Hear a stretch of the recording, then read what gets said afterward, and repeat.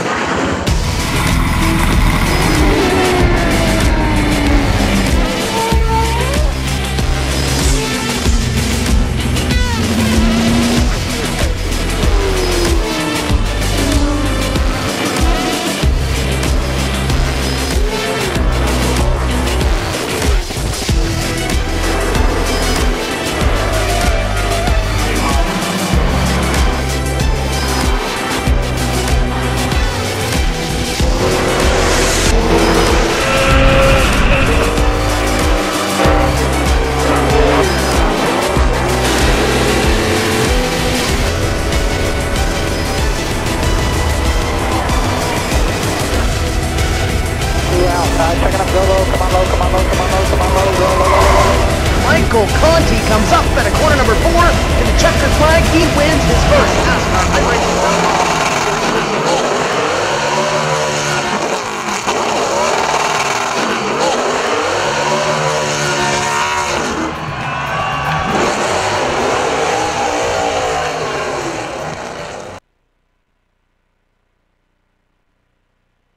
Suzuka International Racing Circuit, set in the Mikan region of Japan, plays host to the third round of the 2013 iRacing.com World Championship Grand Prix Series.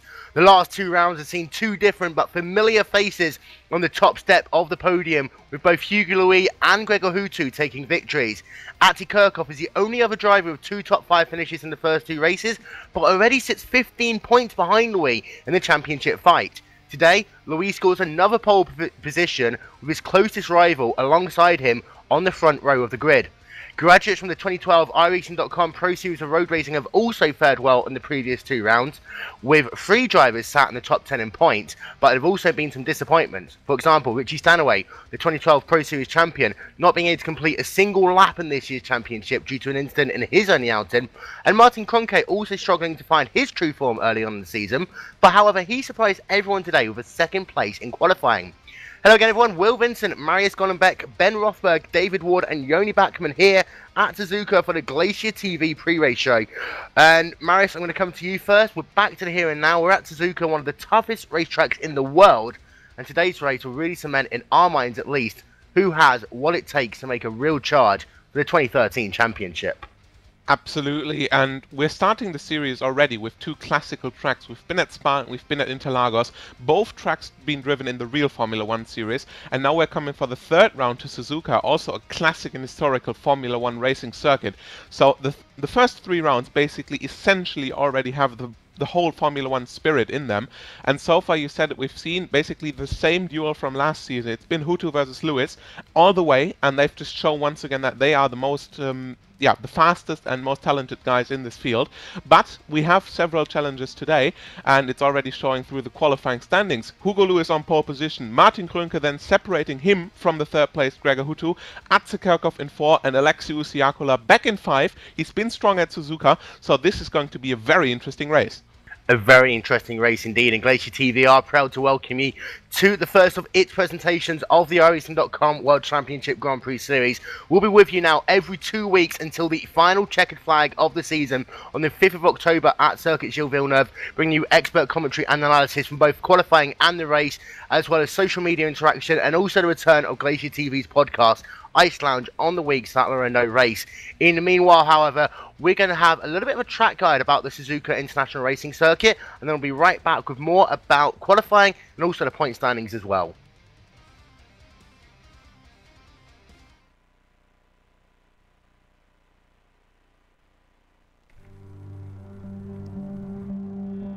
Will Vincent here with a look at the Suzuka International Racing Course, set in the heartland of Japan, about 400 kilometers away from the nation's capital, Tokyo.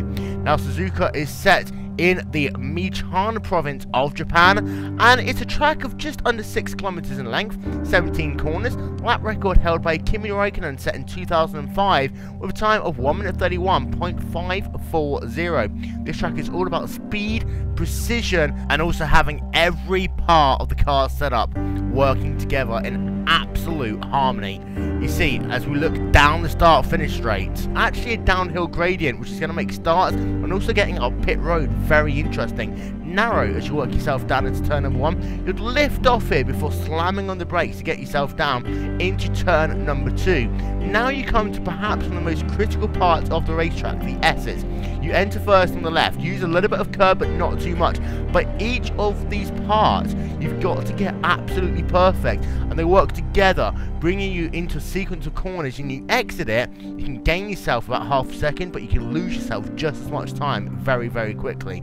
Working yourself now through the Dunlop curve. It's an uphill corner, and then you can really put the power down as you work yourself through the first and second parts of the corner before you get now down into the dangers. Danger 1, flick it to the right hand side, then slam back on the brakes to danger number 2. Use a little bit of that curve on the inside, use a lot more on the outside if you want to. Go underneath the bridge now, and now you head down into the hairpin. You can't really brake in a straight line here, you've got to turn while braking and be hard on the brakes as you get down. Slowest corner on the racetrack right now. You've got to get out of it with good speed so you can work yourself on this run down to Spoon Curve. You can see right here, this track actually falls away from you as you come through these sweeping right hand bends. And now as you come to Spoon Curve, again, a corner with 2 radii. Take the first one in about 3rd, 4th gear, then you've got to flick down the gears once again for the second part of the Spoon Curve, when you need to get a very good exit here. Expect to see cars getting loose, especially in cold tyres early on in the run. But this run down through the 130R, down towards the Casino Triangle, this is where you can see a lot of overtaking in the race. The 130R is actually reconfigured about 8 years ago after some horrific accidents, and Alec Nishis comes to mind. But you come through the 130R, double apex left-hander now, and then you slam on the brakes one more time for Casino Triangle, the site, of course, of Ayrton Senna and Alain Prost's famous 1989 incident. Get yourself through there with no issues. And that is going to be a lap in the books of Suzuka as you come past the start-finish line. These drivers are going to have to tick off laps like there's no tomorrow in this race, and each and every one is going to be as critical as the last.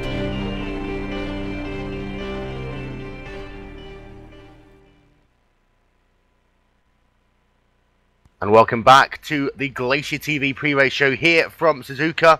Take a little bit of a look now at the current point standings after the first 2 rounds of the season. We've talked about it already. Hugo Louis with 1 victory and 2 top 5s. He's got 90 points in the standings. Gregor Hutu just 5 points behind. He is sat in the 2nd position. Atsi Kirchhoff in 3rd. Fulvio Barizoni in the 4th position. Jake Sturgis in 5th.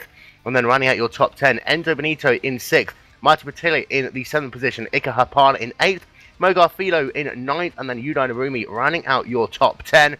And I'm going to bring Ben Rothberg into the discussion here very quickly. And Ben, last year, the year before, it's always been about those 2 drivers, people like Hutu, Louis.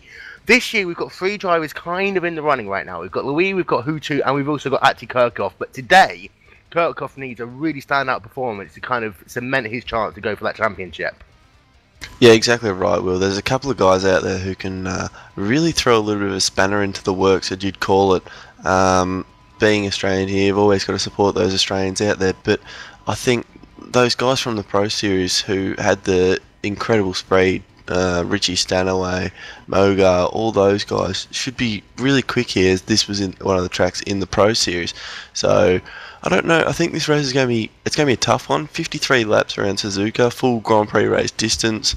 Just going to have to wait and see. I think there's going to be, I hope not, I think there's going to be an accident down into turn 1.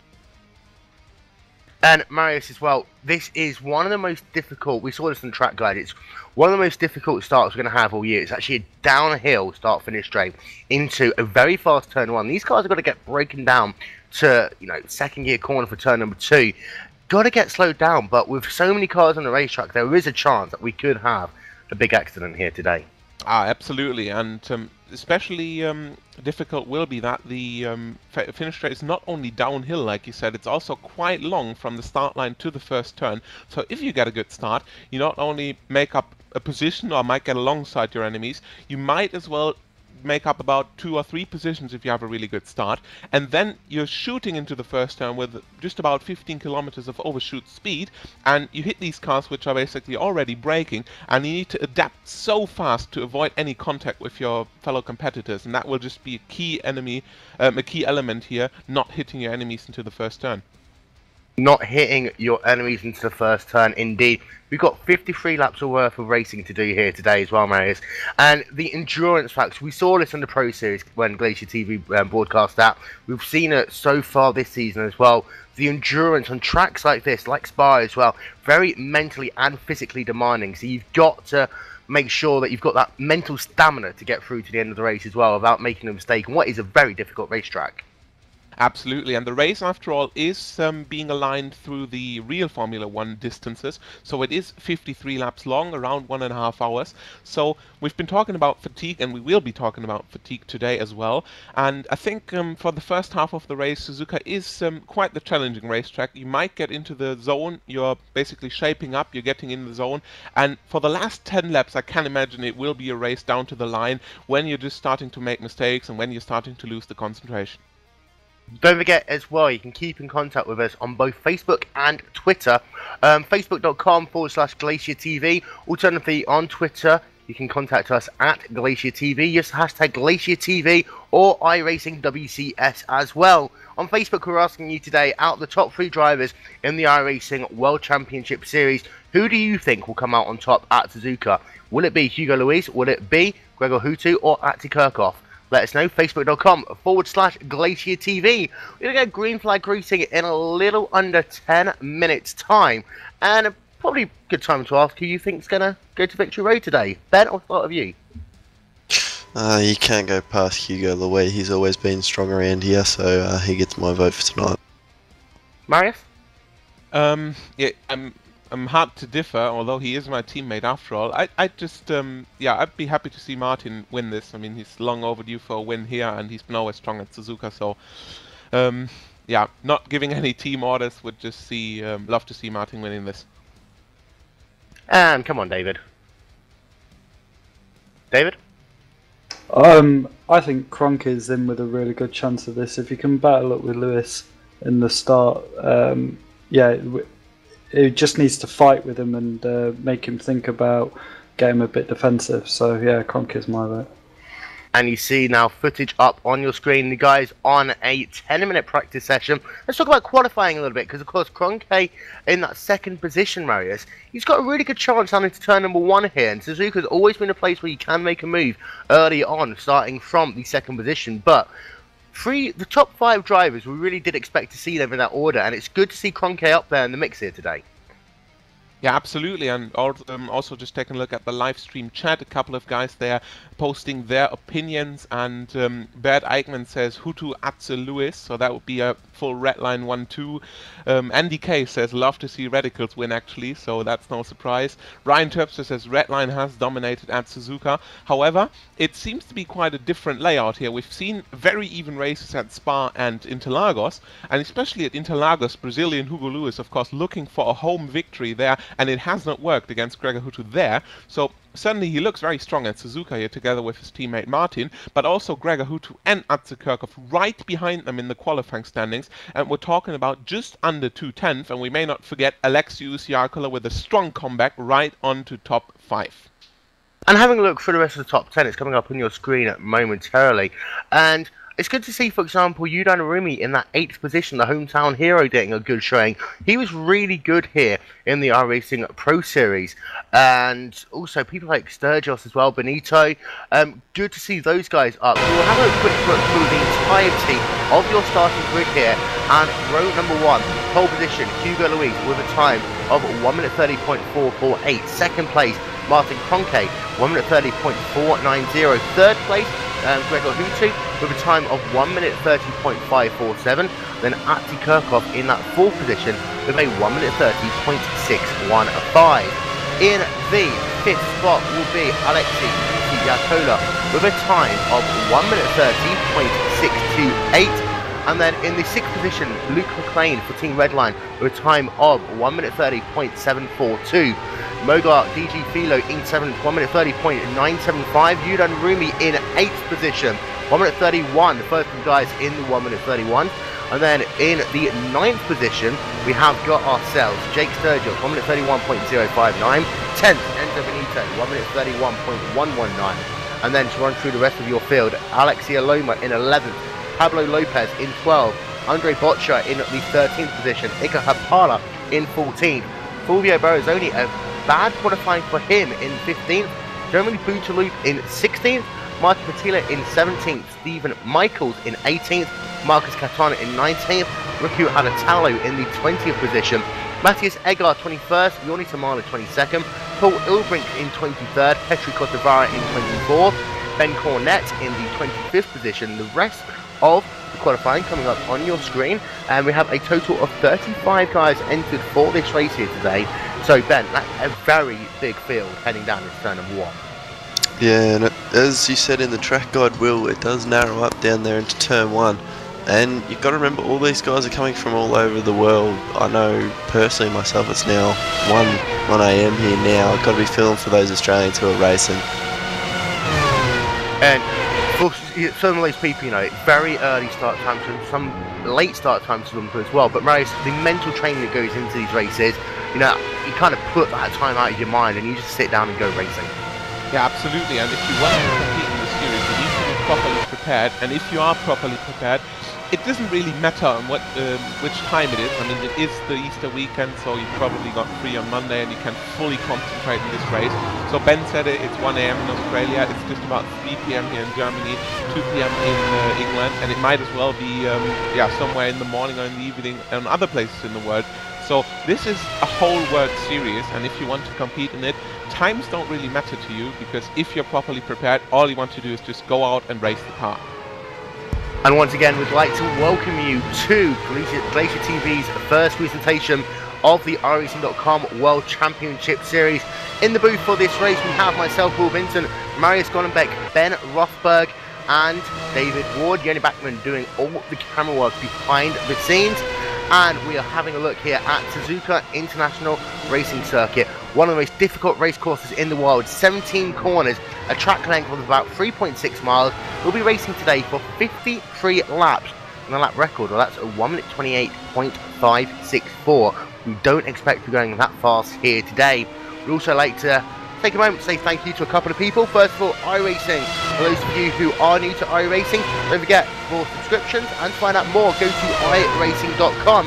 Also, you can get involved as well with who you think will do well each and every week with World Championship Tipping, brought to you by Team Redline. Go to teamredline.co.uk/tipping.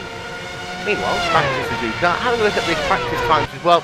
You don't really get a lot out of these practice times. You only really get to see, you know, these guys come out, do a couple of quick laps, figure out their cars working. Right now, Alexei Siakola second to fastest time, 1 minute 33.867, with Stephen Michaels right behind him, Fulvio Barrazzoni as well. And Marius, let's talk about Barrazzoni, because he's actually had very bad qualifying here today, but it's been pretty good in the point standings, and disappointing to see him so far back in qualifying here today. Yeah, disappointing, you say it. He's been proven very fast throughout the first 2 rounds here. He's been 4th in the qualifying for the Spa race, I think, and he's 4th in the standings as well, so 56 points for him, right behind Kirchhoff, Hutu and Lewis. And he's currently, just a little bit ahead of these guys, all in the 40 and 30 point standings right behind him. So 15th qualifying position for him today will not do any good at, maybe even extending that 4th position, because people like Jake Sturgis, Enzo Bonito, and as well Ilkka Haapala all start ahead of him, and these are the guys charging him in the championship. Guys charging him down as well, and for the likes of Hutu and also Kirchhoff, today their important thing is they need to get ahead, Ben, of Hugo Louis, be it on the racetrack or through strategy. If they want to have a chance of really making a statement, they've got to do it here today at Suzuka. Well, it is still early in the season. A lot of people go, oh, you've got a long time to go before the end of the season. But these key points early in the season really count, and they can really hurt someone's championship at the start of this year. So every single point counts, even if it's 2 points, 3 points. You'll see that Richie Stanaway is only on 1 point at the moment after 2 races. So he's going to be kicking himself, and he's looking for a good result now. And David, final thoughts before we go to the grid?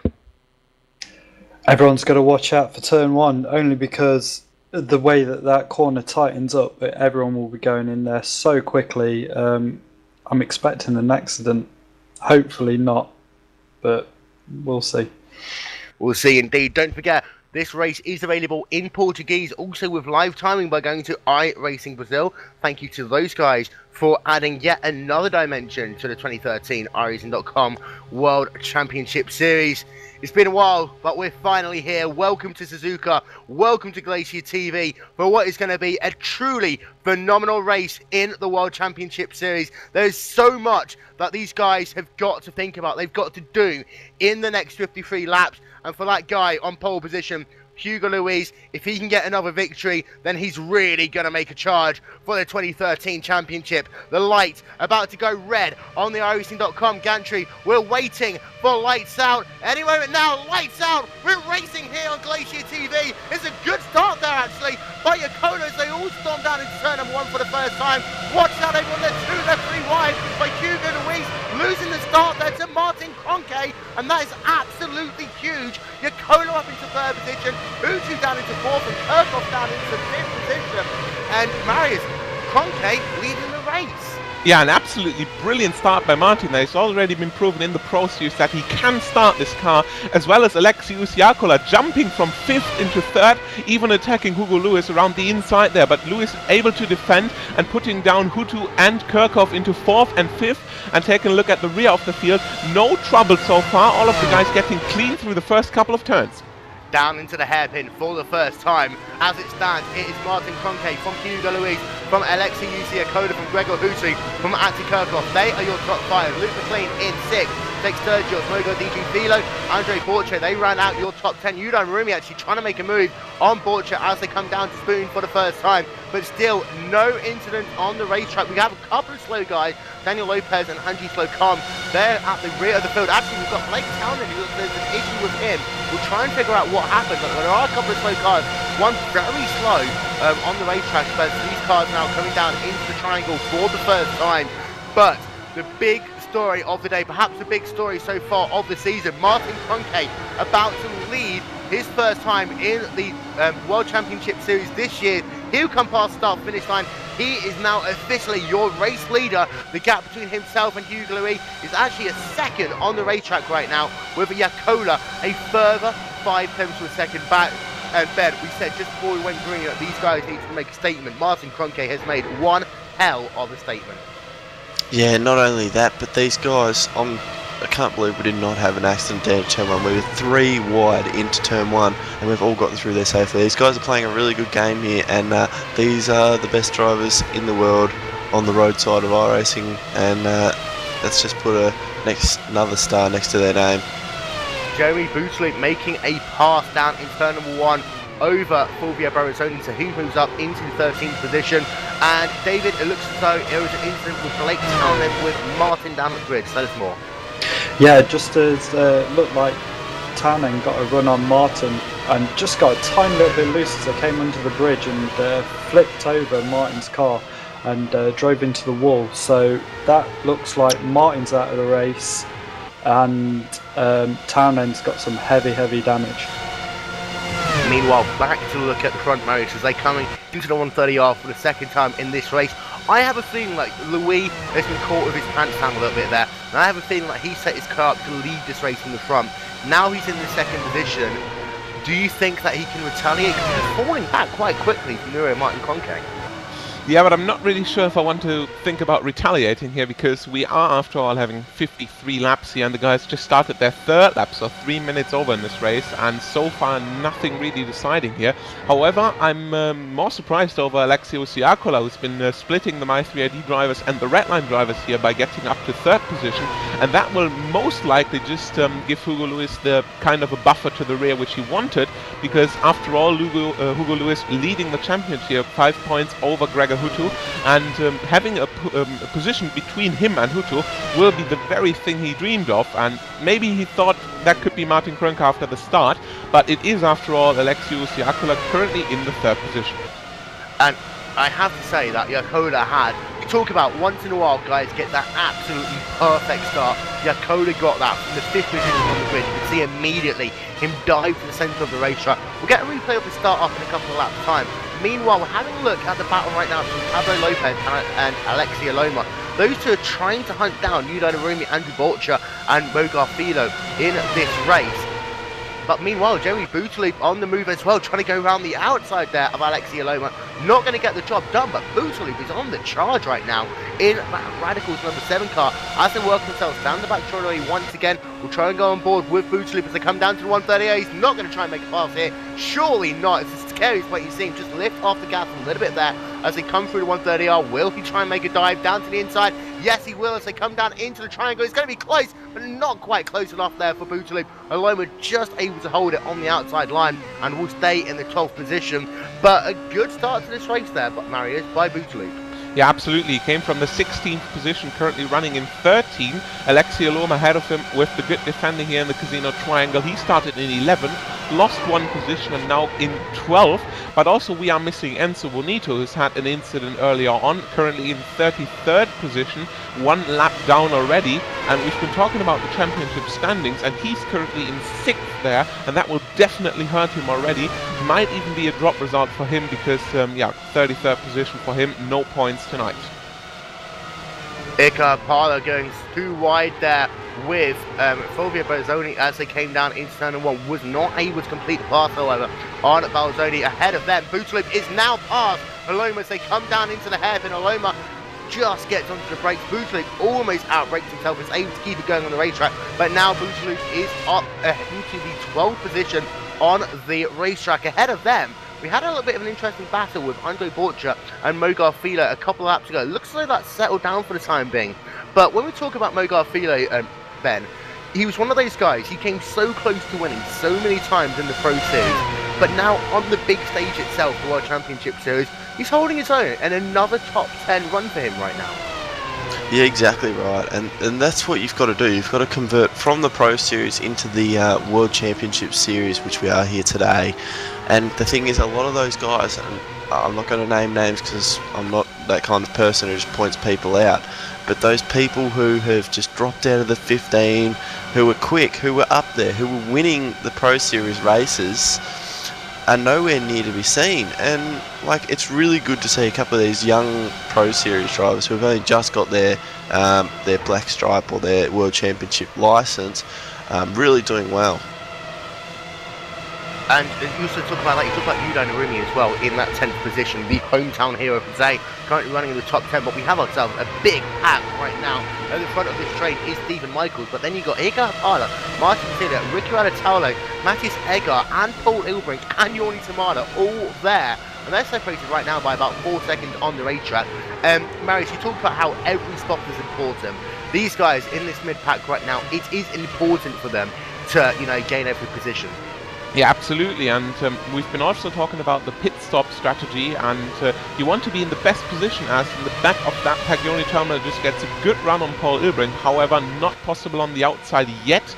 Might be into Spoon there because he's still alongside him, as well as Rico Alatalo against Matthias Egger, and both of them make the pass. So Termela overtakes Ilbrink and Alatalo overtakes Egger, so 1 position for each of them. So I need to interrupt you down to the inside. Gregor Houti just takes 3rd position away from Alexei Yusiakola. That was down into the triangle on lap number 5. Gregor Houti's been able to get himself now up into the 3rd position in this race, and it's all kind of coming back together now in these front 4 drivers. Houti in that Team Redline car, able to get the job done down at the triangle over Yakola. A beautiful pass, and immediately pulling out a gap as he's now trying to hunt down Hugo Luis, sat in that 2nd position. But I was just about to mention that gap now between Hugo Luis and Martin Kroenke. It is down right now to about 0.5 of a second on the racetrack.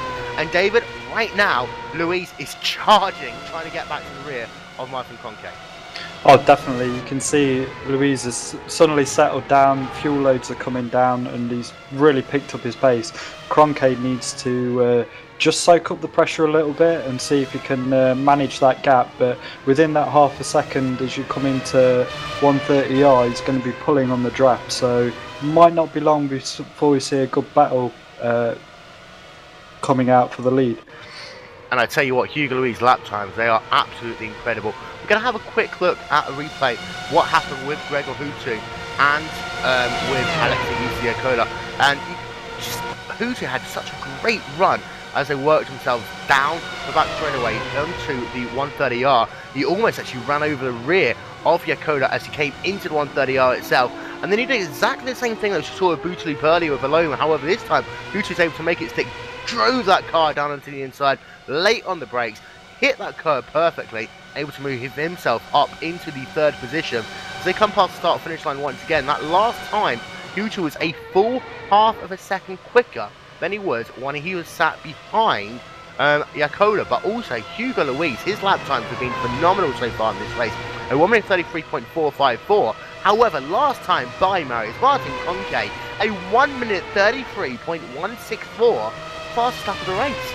Yeah, absolutely flying at the moment, and you said it just earlier on, Hugo has been pushing Martin for the last couple of laps, always been that 1/10 quicker, but now with that 1:33.1, Martin just shows how good he is at Suzuka, and he's taken a full 3/10 off his teammate Hugo Lewis, and yeah, just about 5/10 over Gregor Hutu, and yeah, I just wonder how Alexiu Siakala will cope with the pass Hutu made on him, and he might even want to get back at him and try to fight him, because a podium position for him would be absolutely nice here, but I think Gregor Hutu is just looking to the front right now. Indeed, yeah, Hutu is charging, Kronke is charging, Louis is charging, Yakola, of course. Let's not forget Alexiu Siakala. He won't be credited as the 2012 Pro Series champion because of a number of reasons. However, he was one of the fastest guys in that series when he was able to show up. He went to a part-time basis mid-on in the season and therefore wasn't able to charge for the championship. However, he really has got some good speed. Yudan Rumi, by the way, has managed to make the pass happen over Mogar Filo. So he's now up into the 9th position as they come past the start-finish line once again. Let's have a look at the lap time. Martin Kronke does a 1 minute 33.151. Hugo Louis, a 1 minute 33.3 flat. Gregor Hutu, a 1 minute 33.331. So still, it's Kronke eking out from Louis, who's eking out a tiny bit from Gregor Hutu. These three drivers are very closely matched right now on the racetrack, and also you have to say that Martin Kronke putting on the drive of his life for the time being. Question's going to be though, Ben, is it going to come down to pit stops, and is Kronke on a different strategy?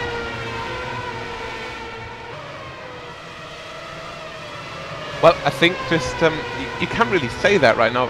The times are so evenly matched. You said it, 2:10 on this track isn't really that much. They are going for about 1 minute 33 lap times here, and if you lose 1/10 here or there, you might just lose that under braking. You might lose it under turning in. You just lose time so easily in this F1 car if you're not absolutely spot on. As well as Hugo Lewis might just lose a couple of tenths here, just going close to Martin Kronke. He's now down 1 second, so that might just be enough for him not to get any error loss, not to get any incidental understeer in the turns. So we might see for the next couple of laps who's really the fastest, because all of these guys for the top 3 are currently running almost error loss free behind their fellow competitors. Yeah, that gap between Kronke and Louis is now back up to 9/10 of a second. Meanwhile, I'm going to check back in on this battle between Filo, Narumi and Bootaloop, because David, it looks as though that Filo's going to get back past Yudo Narumi. Yeah, these guys have been just so close. It's amazing watching them drive this close in these cars. I'm not sure exactly where he's going to make the move, but just seems to be watching and seeing where he's a little bit stronger, especially coming through 130R just because of the draft. I think he's might try and make a move down into the triangle. Rico Italo also trying to make some ground up early in this race in that number 21 car. He's managed to get past right now. It looks like Martin Patello, so he's now up into the 17th position in the Glacier Racing car. So, as it stands right now, your top 5 drivers, Martin Kronke, last time by a 1 minute 33.016. He could get into the 32s if he's not careful in the next couple of laps. He's leading right now by a second over Hugo Louis. In 3rd place, Gregor Hutu. 4th, Alexiu Siakala. In 5th is Atsi Kirchhoff. And to run through the rest of your top 10, Luke McLean is in 6th, Jake Sturgis in the 7th position, Andrei Borchet in 8th, Mogar Filo in 9th, then Yudan Rumi rounding out your top 10. Retirees so far in this race, we have Miguel Martin and Blake Townend. They came together on lap number 1. Also Enzo Benito, he is back onto the racetrack but running in the 33rd and last position of the guys who are still running in this race. We still have 32 guys currently scored on the lead lap. I'm really interested right now as they come out of the triangle once again to see whether or not Kronke is going to dip down into the 1 minute 32s. Let's not forget, in qualifying, the fastest time was only a 1 minute 30.448. And last time by, it was a 1 minute 33.032 there for Martin Kroenke. So looking as though he still is the fastest guy on the racetrack, but Louis is starting to get into the 2s, so that'll be good for him. Last time actually, Hutu was faster, setting his fastest lap of the race, a 1 minute 33.147. So he right now is quicker than Louis on the racetrack. We've still got the battles going on between Stephen Michaels, Fulvio Barosini, his teammate, and Alexia Loma. Very close battles there around the first turn there. Alexia Loma still defending against these guys. Made up a couple positions on the start, lost them again, and just made them up again. So Ilkka Haapala closing this snake tail. Jeremy Bouteloup leading in position 11, so a full 6-car battle there. And I just hope that the teammates, Michaels and Barosini, will not do anything silly here by chasing them after another here and maybe eventually hitting them. So guys, take it easy here. Just try to chase down the guys ahead, and as far as it looks, Stephen Michaels just doesn't look that fast as he's been in the Pro Series. He's been one of the, at least fastest guys here, maybe the fastest guy in the Pro Series. Been able to get a couple of podium positions here really, but now running a place 15, maybe a disappointment for him today. Yuno and Urumi once again all over the rear of Mogart DG Philo as they work themselves down the backstretch once again. These two have been going absolutely hammer and tongue. You see Philo actually, they're trying to defend the line as they work down to the 130i. You don't need to defend just yet, it's coming out of the 130i right about now. This is when you need to be defensive. You see Philo is on the defense here. Here comes Urumi down to the outside once again. He's not going to get the job done. However, if he can get a good run out, he might try and make a move down into turn number 1 and 2. We have seen some passing here already in this race down into turn number 1 and 2, even though it's such a scary place to make a move as they come past the stripes. They are only separated right now by about 3 tenths of a second on the racetrack. And Fulvio Barosini, meanwhile, makes the pass on Alexia Loma down into turn 1, offering the spot for Stephen Michaels as well to take a chance here, but Alexia Loma defending the outside there. Good move by him, lost one position against Barosini, but no, not with him, not dropping down another position against Michaels, and Michaels immediately has to defend to the rear. Ilkka Haapala closed in again, and as well Rico Alatolo, Matti Pietele and T.S. Egger together with Joni Termele are closing in more and more to this pack. So as soon as they just start fighting, they start losing time, and that just offers the guys behind them to close in, as well as the guys ahead of them, Pablo Lopez and Jeremy Bouteloup, the Radicals drivers, to just go away slowly and slowly. And it's not really that far, guys, to the battle between Philo and Narumi, and they've been fighting for a couple of laps, so also they are losing time over to Bouteloup and Lopez. They are indeed, and that battle is going to carry on all the way through the race. I've talked about how this race changes, goes up and down, especially with these front 3 drivers. Last time by, Hugo Louis was the first to dip down into the 1 minute 32 to 1 minute 32.966. Let's see whether Kroenke can respond as they come past start-finish line once again. He's going to come past start-finish line, and for Kroenke, it's going to be a 1 minute 32.856 there for Martin Kroenke. These two are just trading fastest lap times like it's no tomorrow. Martin Kroenke there, a 132.856. Louis did a 1 minute 30.067, and Hutu only able to do a 1 minute 33.156. So it did seem to me though, Marius, that as soon as Louis got out of that dirty air, he was able to be faster. But that dirty air right now is costing him about a 1/10.5 a lap, I think. And if he's in full clean air, and the way this strategy works, if he can go 2 laps longer, that might be the difference maker for him.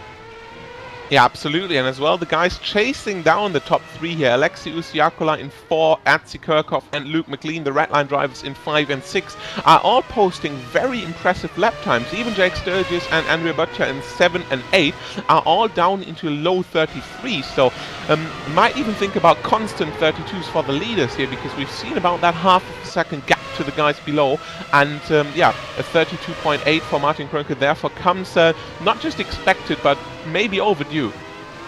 And we talk about pressure, and we can always talk about, you know, it's easy just to talk about fight between Louise and Hutu, cut Kirchhoff into there as well, but you and I have both seen this race. When Kroenke is leading a race from the front, it is very difficult to put him into a mistake at all. And for Kroenke, right now, he's got a chance to really, I'm going to say it, he's going to cause an upset here today if he manages to take victory. Absolutely, and Martin's been very strong if he's just running ahead, especially if he's got his teammate Hugo behind him.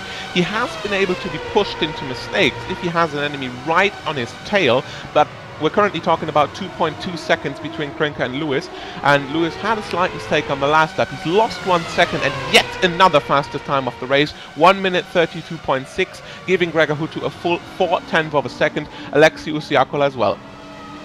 Meanwhile, we've got two wide action. This is down in turn 1. Stephen Michaels there trying to make the pass on Alexei Aloma on the outside. They're going to be two wides that come down into the S's. Who's going to get it? Michaels still on the inside, but Aloma's still out to drive, and somehow there, Michaels managing to get past Aloma, almost able to keep that position there over Stephen Michaels. This is about between 14th and 15th positions on the racetrack. Aloma almost able to keep it there. He had the better run into the first part of the S's, but as I talked about in the track guide, David, you can't just take the S's as one corner. You've got to think about them as a whole, and there, Aloma just messed up a little bit, and Michaels was able to get past.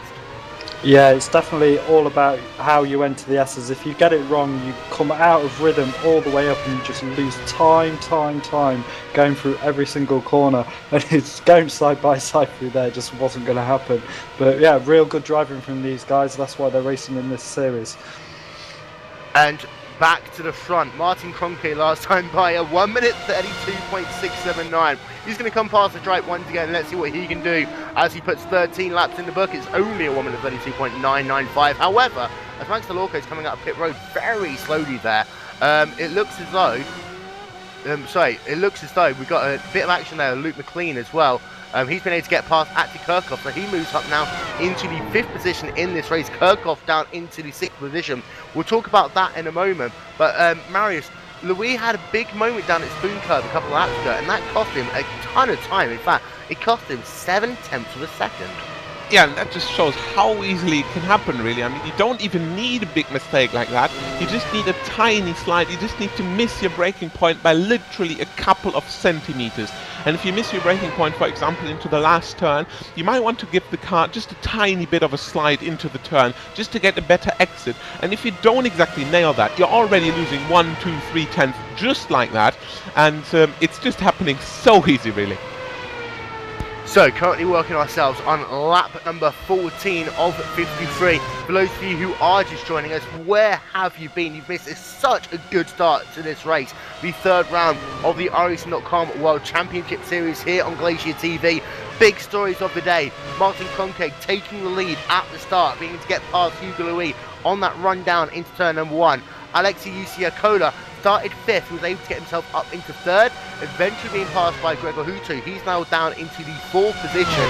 Very quickly going to turn our attention back to Yudan Marumi and Mogar Filo. They're coming down into the triangle once again. Narumi on the outside line. This time he's going to swerve and take it. And what a pass there by Narumi. Absolutely, and he's been trying that every single lap for the past at least 6 or 7 laps, and Philo has been defending absolutely great, but it just shows how much it can make a difference if you brake really late there. And I can remember a time when I used to drive the Grand Prix series, it happened exactly like that to me. You're just defending on the inside, you're feeling secure, you're basically getting in the rhythm of defending in that position, you're just braking that tiny bit too early, and you're instantly being overtaken around the outside. You can't do anything against it. You've got a car on the left. You could crash into him, but that would end your race, obviously. So you just need to let him go, and that's exactly what got Yudan Narumi the position finally. And now we have to focus on how Mogar Filo will be able to cope with following Yudan Narumi instead of defending against him. Well, he has been able to get past once. We saw that earlier on in the race, but that was such a good pass there by Yudan Narumi. You saw the onboard there as they come down into the triangle. It does remind me of his countryman, Kobayashi, and you don't want to put the stereotypes on, but that was a great pass there by Yudan Narumi. In fact, one of the best passes we've seen all race long, and he's moving himself now up into the 9th position. But let's go back and talk about Ati Kirchhoff. He's now down outside the top 5. And at the start of this broadcast, David, I said for Ati Kirchhoff in that Team Redline car, he needed a strong finish here today to kind of legitimise his championship campaign. Being 6th in the race right now isn't going to help him. No, he really needs to get into the top 5, and he's trying to catch up to McLean there, but it's going to be really tough for him whether he can make it or not, with the likes of McLean driving really strong at the moment, and he's just outside the draft as well, so if he can pick that up, and he's also got Sturgis behind him as well for company. And Marius, there's been a bit of an incident there with, I believe, Eka Hapala. Yeah, you can call it a bit of an incident. Ilkka Haapala been trying to overtake Alexi Oloma around the inside of turn 1, going too fast into the turn, not even being completely alongside there, and then just clipping the rear of the Finnish driver, putting him out, spinning him across the gravel and into the wall, and therefore ending the race of Alexi Oloma, who has been running on a respectable 14th position after getting a great qualifying in 11th, so a good race for him so far. However, the incident between him and fellow Finishman Ilkka Haapala ended his race. And that's going to be hugely disappointing there for Alexi Oloma. He was looking forward to have a good race here today. In fact, I talked to him as he's doing some preparations for the week, and he said to me he actually had a good feeling about this race. It's going to be hugely annoying for him to have his race end so early on. Meanwhile, let's go back and talk about your race leader, the battle for the race lead. Last time, Hugo Louis, a 1 minute 32.660, his fastest lap of the race. Martin Kroenke last time by a 1 minute 32.662. That is how close it is. They come past the track once again to put 16 laps in the book. That time a 1 minute 32.4 there for Martin Kroenke. And it just seems to be right now, David, that every time Hugo Louis manages to gain, even if it's just a couple of thousand, Kroenke's just thinking, needs to go a little bit faster. And he does. He goes a tenth faster, 2 tenths faster. And working on lap number 17, you're just thinking, how much more speed has he got left in that car? Yeah, it does look like he's managing the gap there every time Louise puts in a decent lap. Kroenke is just able to respond. I'm more interested in about the fuel levels that they're running, because I have a feeling that Hutu's running a little bit heavier. That's why he's dropped back a little bit, because fuel loads in these cars make a hell of a lot of difference. You're talking, you know, a couple of tenths a lap depending on how much fuel you're carrying. And Marius, for Louise and for Hutu right now, they've just got to hope that they've got their strategy better for pit stops. For example, Hutu now 5 seconds behind your race leader, and Louise is 2.7 seconds behind your race leader, despite the fact that they are absolutely charging. And you can tell just how much pressure Louise is trying to put on. We saw that mistake down at Spoon Curve. They've got to hope that Kroenke is a little bit lighter on the fuel coming down for that first pit stop, and that will kind of negate the advantage a little bit. Yeah, we've seen that for a couple of races, not just the first 2 races, but also last season. Gregor Hutu's always been going for the long first stint to then get the advantage over the last stint. However, we're basically thinking about a one-stop strategy for all of the guys here, so no 2-stop strategy, in my mind at least. So all of them would be on that one stop, and then it's just a matter of if you go 2 laps longer, if you go 2 laps shorter. However, that might be in effect for the 2-second gap we have right now. So that's exactly the reason why Martin and Hugo are trying to push the car to the absolute limit, just to get that few tenths out of it to be safe at the pit stop. We're going to take a look at the race start in a minute. Marius is going to talk you through that. To run through your top 10, just before we do so, Martin Kroenke, the gap now up to a 2.9 second gap. We did a 1 minute 32.3 last time by. Hugo Louis in second. His fastest lap of the race, he set also in his last lap, a 1 minute 32.613. Gregor Hutu, he sat in the 3rd position. He also set his fastest lap of the race. That time he actually went faster than the fastest lap that Louis been able to do. In 4th, Alexei Yusiakoda, still within 10 seconds of the race leader, so a great drive by him, and could be a number candidate to driver of the day. Luke McLean in the 5th position, Ati Kirchhoff in 6th, but catching Luke McLean right now. In 7th, Jake Sturgis, also catching up to the rear of Ati Kirchhoff a little bit, and Andrei Botcha fading a little bit in 8th, Yudan Rumi in 9th, being able now to pull out a gap over Mogar DG Philo, who rounds out your top 10. Going to take a look at the start of this race now, Marius, and 2 things that you need to have a look at. First one, looking at Kroenke getting that fabulous start, and then also the brilliant start by Alexei Yusiakoda. Yeah, absolutely, and I've been looking at Martin Kroenke for the start, and he's been always getting that relatively good start up to perfect, but now I've just been focusing on him, and I could see from the left of his car that just Alexei Yusiakoda from absolutely nowhere. We're going to take a look at exactly that. He's been nailing the start, so no jump start there, and he just gets the traction down so perfectly. Gregor Hutu trying to close the line, Hugo Lewis trying to close the line, and he's always been almost been past Hugo Lewis into turn 1, not knowing where he was, and then Hugo Lewis around the outside could just defend that position barely, and Kroenke at the front just basically taking a look in the mirrors and thinking, wow, I nailed that. And that's just exactly how it goes. And the start, to point that out, of Gregor Hutu and Luke McLean hasn't been that particularly bad. There haven't been failing the start, let's say. They haven't been making a huge mistake. But that's just how it goes. That's just putting the traction down, and Usiakola just nailing it to the absolute limit, where we've seen Martin Krünke already nailing it. So you see, that's just basically getting a good start doesn't get you anywhere anymore. Indeed, yeah. And it was a great start, and intriguingly as well, everyone able to get through turn 1 and 2 okay. And I know the iRacing officials made it clear from the start of this race, make sure you keep it clean at the start. These drivers did, despite 35 guys starting this race. No incidents down on the first couple of corners. David, however, having a look at Jake Sturgis, he's sat in that 7th position right now, and he just told me in my ear he's caught Kirchhoff. Yeah, he's right behind him as they come up to 130R. He just needs probably another lap or two to size him up before he makes a move.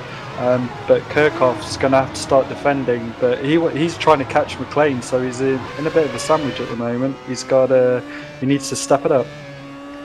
And also you have Stephen Michaels and Pablo Lopez. They're battling for 12th and 13th positions on the racetrack right now. Pablo Lopez has been trying his hardest to catch Stephen Michaels. Had a bad lap like last time. It's going to cost him a couple of tenths of a second. We'll get confirmation as they come past the start-finish line. It's going to be for Lopez. It's very slow actually. 1 minute 33.655. A lot slower than he's been. But for Martin Krünke, he's still flying race. I'm actually getting speechless about this. 1 minute 32.094. Fastest up of the race. We could do it at 31 if we're not careful next time by.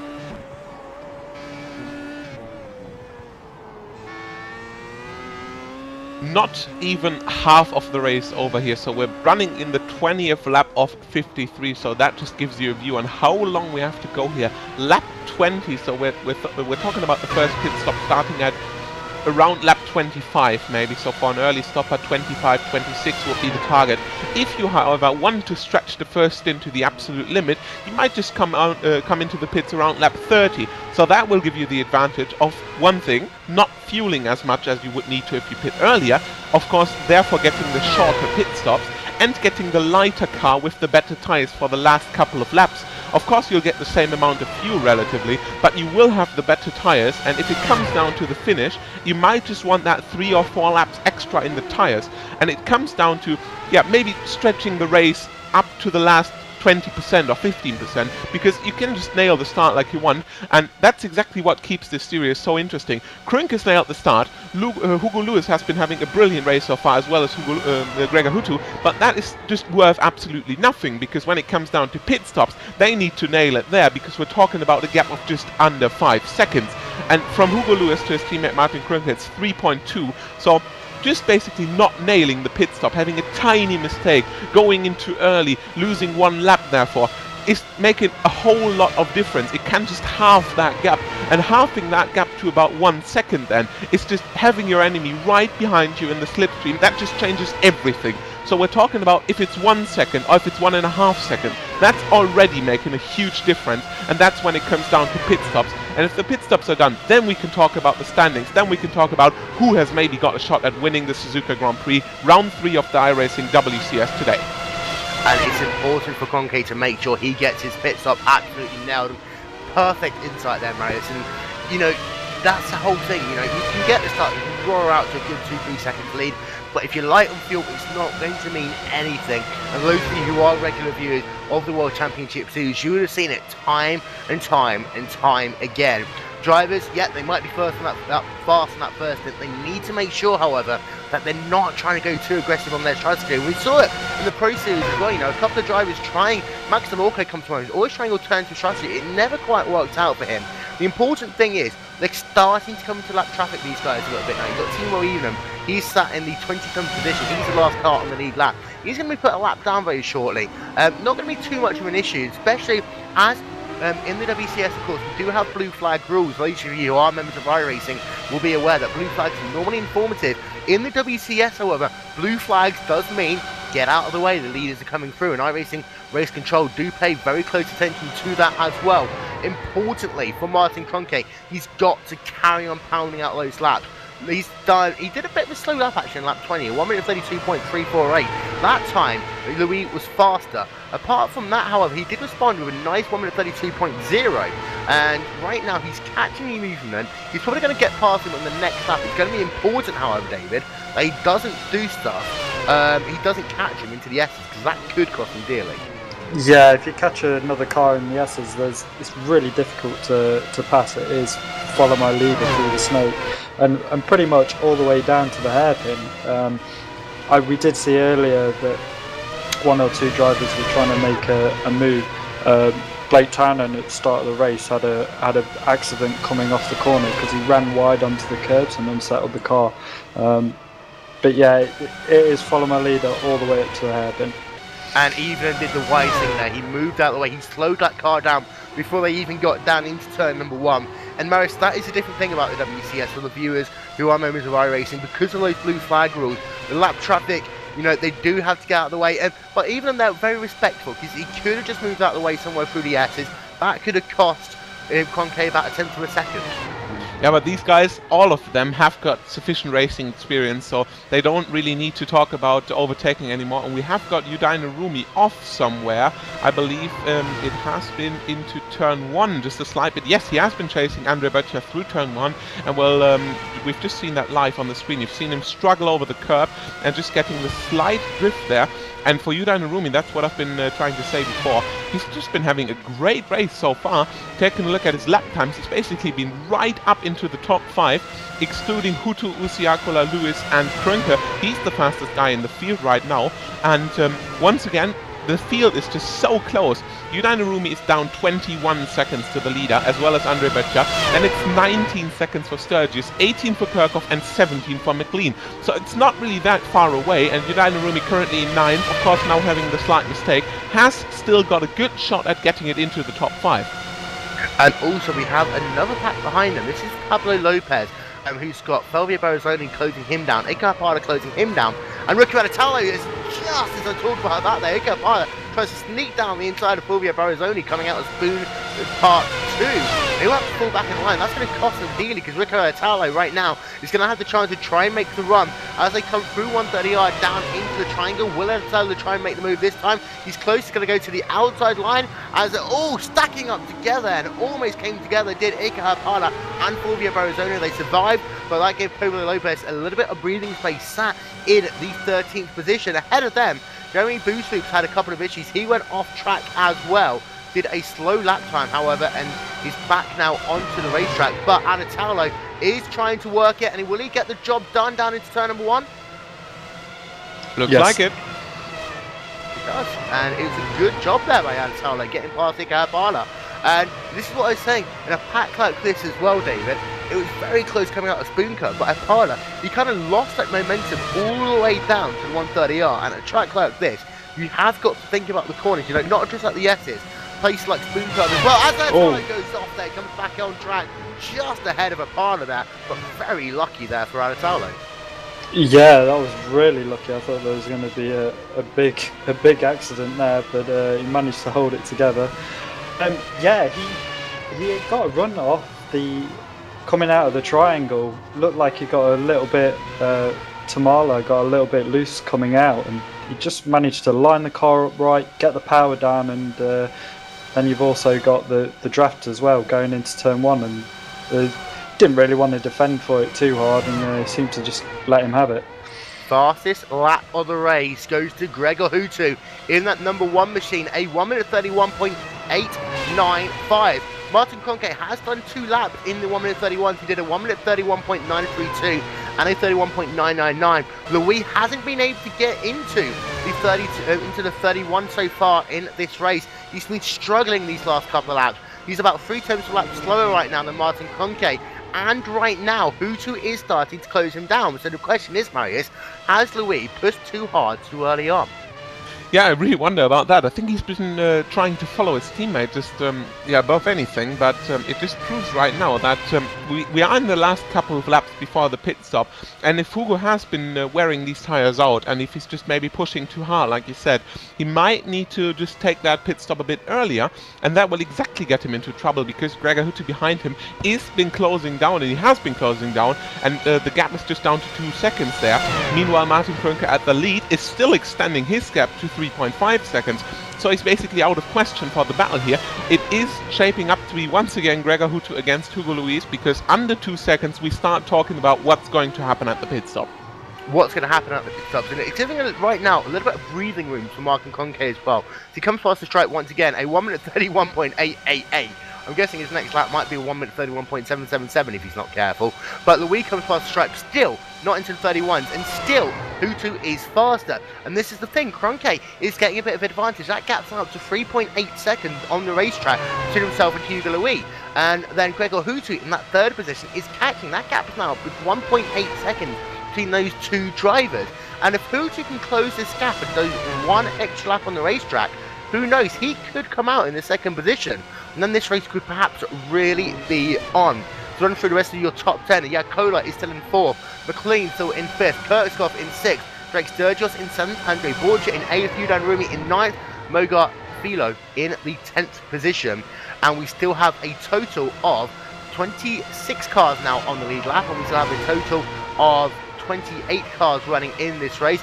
Andrew Slakam, Max Delorco, Alexia Loma, Jason Lovett, Dion Burgess, Blake Tannen, Miguel Martin are all out of the race. And don't forget, you can keep in contact with us all race long. Go to facebook.com/GlacierTV. Use the hashtag iRacingWCS, alternatively hashtag GlacierTV if you'd like to get in contact with us. We're going to ask you the question right now. Martin Kroenke, can he win this race? Simple yes or no. Use the hashtag iRacingWCS if you think Martin Kroenke can win this race here today, or whether or not Hugo Luis or Gregor Hutu will get out in front of them once the sequence of pit stop is done. Marius, I'm going to come back to your pit situation here right now, though, because we're working on lap number 27, and this is right in the window of that one-stop strategy that you were talking about. So Kroenke, he's not as light on fuel as we perhaps suggested, and he could perhaps actually still come out in first. Yeah, and taking a look at the lap times again, you said it, we're close to the pit stop here, and it just looks like Gregor Hutu is getting the times in just before the pit stop. He's struggling for the first couple of laps. That's okay, but he's just been coming into full fruition for the last couple of laps before the pit stop, and that's exactly where it counts, because Gregor Hutu for the past 4 or 5 laps has been continually quicker than Hugo Lewis ahead of him, and Hugo Lewis is not that slow, so he's not making mistakes, but he's just losing that 1/10 over to Hutu. And Martin Kroenke at the front is not really slower than any one of them. He's just been looking exactly in the middle of these lap times, so he's not really losing against Hutu. However, he is a little bit of gaining to Lewis, and we're not exactly on the 2 seconds again. We're just under 1.7 seconds between Hutu and Lewis, and it's getting critically important that he does not drop any further, because any 10th he drops now will just make him pay on the pit stop. And if Gregor Hutu gets past there, you've just seen how difficult it is to get the pit stop. You've seen Yudain Rumi being stuck for 8 laps, even though being slightly faster than Philo. He just couldn't get the pass done, and imagine that on the top level of the guys, the fastest guys in the series, they probably can't get it done either, so it will just be a very difficult job for them if they don't nail the pit stop. So currently working ourselves now on lap number 28 of this race. So they come past the track once again. Wow, look at that, 1 minute 31.678 there for Hugo Louis. All of a sudden he decides to pick up the pace, setting the fastest lap of his race, and I believe also actually that is the fastest lap of the race so far. So Louis is responding, he's back on it, trying to gap Gregor Hutu. That gap right now stands at just 2 seconds on the racetrack. Big shout out to Egil Sandfield there, saying congratulations to GlacierTV. Also, a bit of a funny one from Joni Hagner. Hopefully Ricky will not go into the My3ID pit store, of course, talking about Ricky Alatalo moving from Team My3ID to Glacier Racing this season. So shout out to Joni Hagner as well. But we are approaching pit stops here as Kroenke there coming out of the hairpin once again on lap number 28. We expect these guys to come down towards pit road the next 2 or 3 laps. Hugo Louis, though, he responded, Marius, but is it too little too late for him now? It's really hard to say. I mean, he's just been pushing the gap back up to 2 seconds by gaining a full 0.4 of a second in 1 lap, and that's been exactly what Gregor Hutu has been trying for the last couple of laps. As you see, Stephen Michael's currently in the pits, so we have in fact just begun the pit stop period. And yeah, I'm just thinking about when these guys are actually pitting, because we're talking about a lap difference that just might save him the 2 seconds. That just might be that bit which is enough to get it over. And Martin Kroenke's in the pits. Hugo Louis, is he coming in this time? No, he doesn't. Gregor Hutu, does he come in? No, he doesn't. So it is indeed Kroenke coming in a little bit earlier, down to 37 miles an hour, 60 kilometers an hour as he comes down onto pit road for his one and only pit stop. He cannot mess this up now. He's coming down. He will be in the second pit stall, so it'll be a nice, easy exit here for Martin Kroenke. Down he comes. He's going to get 4 fresh tyres. He's going to top up with race fuel as well to get him towards the end of this race. Down off the jacks. It's looking as though it's a slightly long stop. He's going to get going at some point, surely. Now he's away there for Martin Kroenke back out onto the racetrack, and this is going to be important. Where is he going to feed back in? And he's got Jeremy Bouteloup just ahead of him. He shouldn't cause too much of an issue. He actually, Marius, he's only about a second ahead of him. So bad placement perhaps there for Martin Kroenke. It's really hard to say. I mean, we're just short of the pit stop period for Bouteloup as well, so it shouldn't really cost him that much time. And after all, he is just a second behind him, so that might not make that big of a deal as if he would be right behind him. However, still not as ideal as it could be. Kroenke, however, having the fastest pit stop of the guys who have been in. Stephen Michaels have been having a 9.4 second pit stop. Martin Kroenke 8.7. Of course, that is the standing time being stationary in the pits. So we're keeping the eye on both Martin Kroenke trying to get the car back out on the track, as well as Hugo Lewis and Gregor Huttu, and Andre Böttcher just been in as well, the MySPRD teammate for Martin Kroenke, another 8.7, and Hugo Lewis another time not into the pits, and Gregor stays out as well. So that's going to be a 2-lap difference, and this is what you were talking about earlier, Mike. This is where things start becoming advantage Louis, advantage Gregor Huttu. They come past stripe last time, a 1 minute 31.647 for Hugo Louis, a 1 minute 31.673 there for Gregor Huttu. So those two are flying right now on the racetrack, and of course, Martin Kroenke with heavier fuel, he could be going about 2 seconds a lap slower. He's still got Jeremy Bouteloup ahead of him. This is the difference here. Bouteloup was only doing 1 minute 32.7, and actually right now he's pulling ahead of Martin Kroenke. So the way this could work, that Louis or Huttu could come out in front of them once the sequence of pit stop is done. Louis right now is working himself down into the hairpin once again. He has a 1.9 second advantage over Gregor Huttu. Those two so closely matched on the racetrack, but it could look as though those 2 extra laps could be the difference maker here. As Louis now coming down on towards Boom Curve. Let's try and go on board with Hugo Louis right now, as we've also had a couple of other drivers onto pit road. Mogarfilo on pit road. We've had Iker Parna onto pit road. We've had Joni Hagner on pit road as well. But Hugo Louis now coming down the back straightaway. Will he pit this time? This is the critical stage of the race right now for both Louis and also for Gregor Huttu as they come through the 1 minute 130R, coming down into the triangle one more time, working themselves on lap number 30 of 53 here on the iRacing.com World Championship Series from Suzuka. Does Louis come in? Yes, he does. Also, Gregor Huttu stays out, and I think he might have actually missed pit entry there. No, I think Gregor's actually running longer fuel. You could tell at the beginning he just wasn't quite on pace, but now he's going to try and make advantage of it so he can see if he can get ahead of Louise, because he was only just under 2 seconds behind him. Yeah, it's a lot to add up, but if Louise gets caught in traffic, it could play into Gregor's hands. So Louis onto his pit stall. He's going to get 4 tyres as well. He's going to top up with fuel as well. We're going to keep an eye on the stopwatch. We're going to keep an eye also, of course, on Martin Kroenke. Kroenke coming breezing down the start-finish straight. You can see that Hugo Louis is ahead. It's going to be very close as Louis is going up to speed. He does take the position away there from Martin Kroenke. So Kroenke loses out and Hugo Louis moves up to what is essentially going to be the net lead. But of course, we've still got to wait and see what happens with Gregor Huttu. The question right now is, Marius, could Huttu steal this?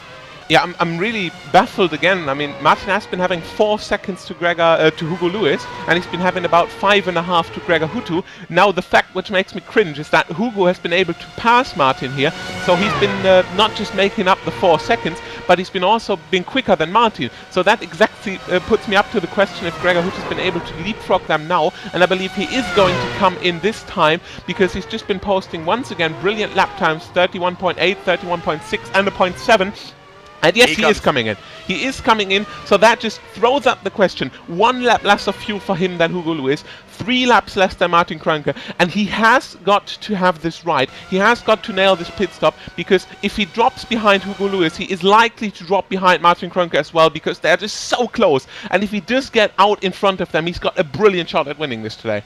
So this right now is going to determine essentially who is going to lead iRacing.com World Championship Series from Suzuka. Huttu down off the jack, filling it up with fuel. We're keeping an eye on Louis. We're keeping an eye also on Kroenke. And Louis got himself a nice gap. Here comes Gregor Hutu. He's back out. It's going to be so close. Louis takes victory. Takes the lead there even. So he's on the charge now to victory. He takes first position. Hutu comes out in second. Martin Kroenke right there behind him in the third position. But Louis locks out there. And Kroenke was the biggest loser. The gap between Hutu and Kroenke that came out of pit road, Marius, was so close. Yeah, so Martin basically dropped from first to third, and he said he's lost the victory over the pit stops at least.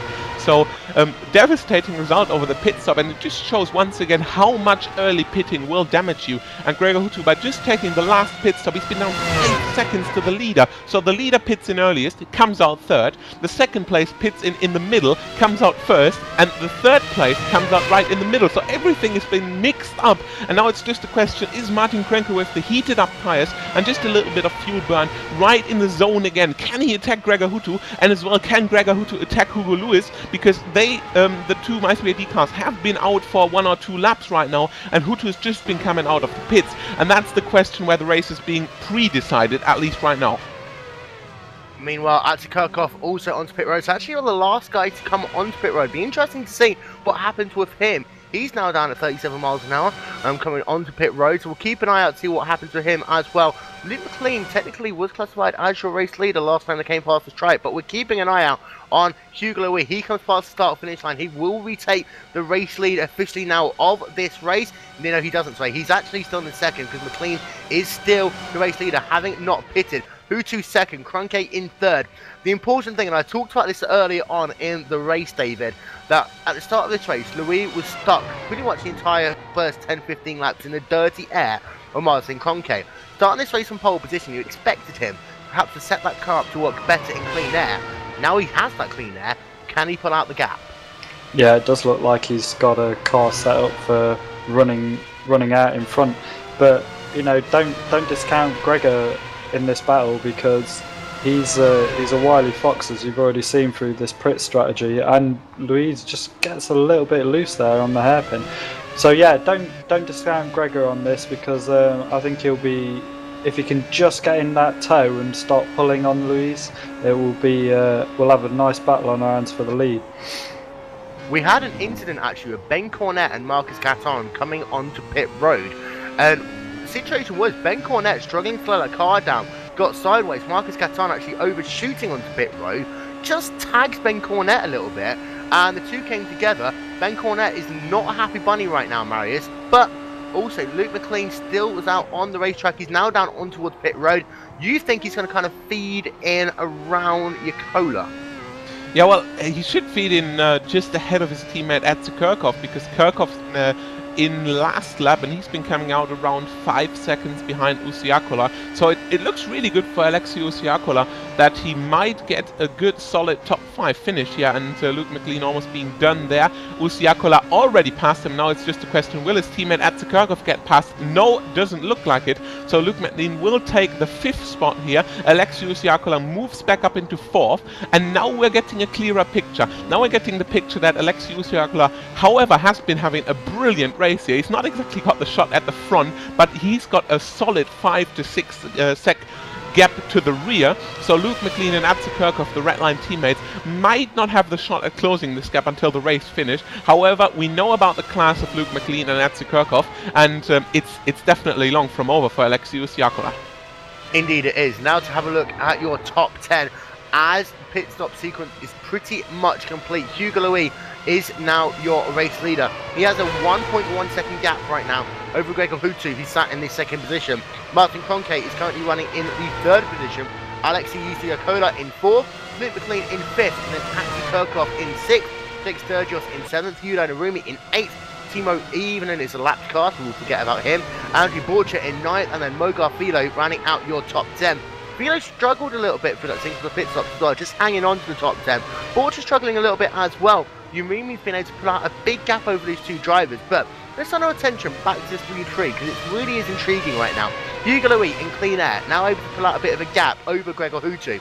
Gregor Hutu last time by did a 1 minute 32.939, compare that to 1 minute 32.778 for Hugo Louis, and Martin Kroenke in the dirty air of Gregor Huttu really is struggling right now, Marius.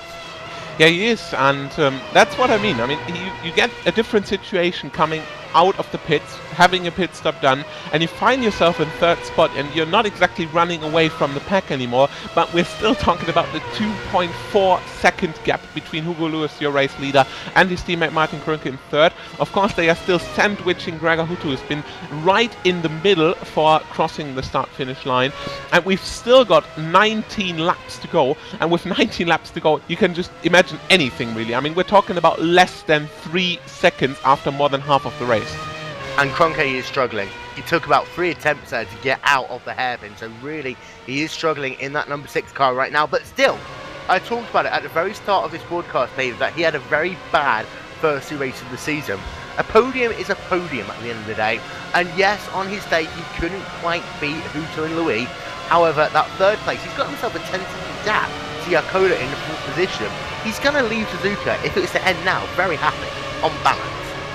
Yeah, I mean, a podium result is... anyone would like a podium result in this series, and for Krönke to get this, he's going to come away quite happy. Yeah, he might be disappointed that he couldn't win the race, but he can look back and say, yeah, my performance in that race was good, I just need to work on my strategy. So, working ourselves now on lap number 36 of 53 here at Suzuka. This is GlacierTV's first race of the year. Don't forget, we'll be with you for every remaining round of the iRacing.com World Championship Series until the final round on October the 5th at Circuit Gilles Villeneuve. And this championship, if it's anything like this, it's going to completely change and mould over the course of the season.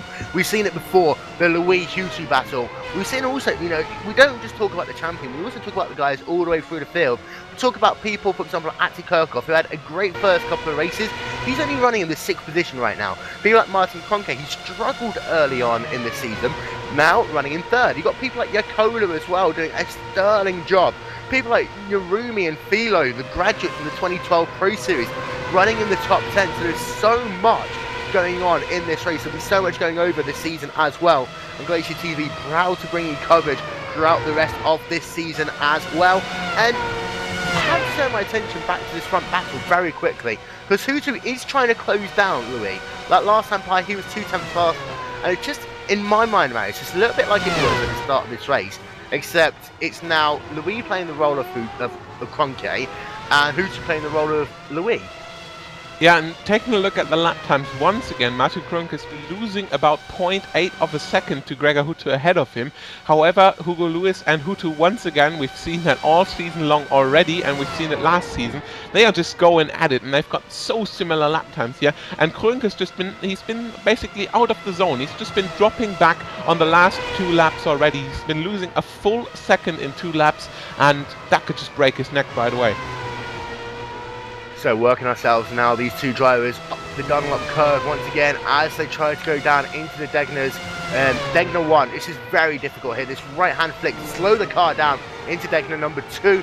Underneath the bridge to go, of course, Suzuka, the only truck that is a figure of 8 in the Formula 1 series as well. The uniqueness part of it, but you don't really notice it that much because the track has so many elevation changes. You don't really realise you're actually running on top of the track later on in this race. And we look through the field, things are starting to get a little bit more settled down.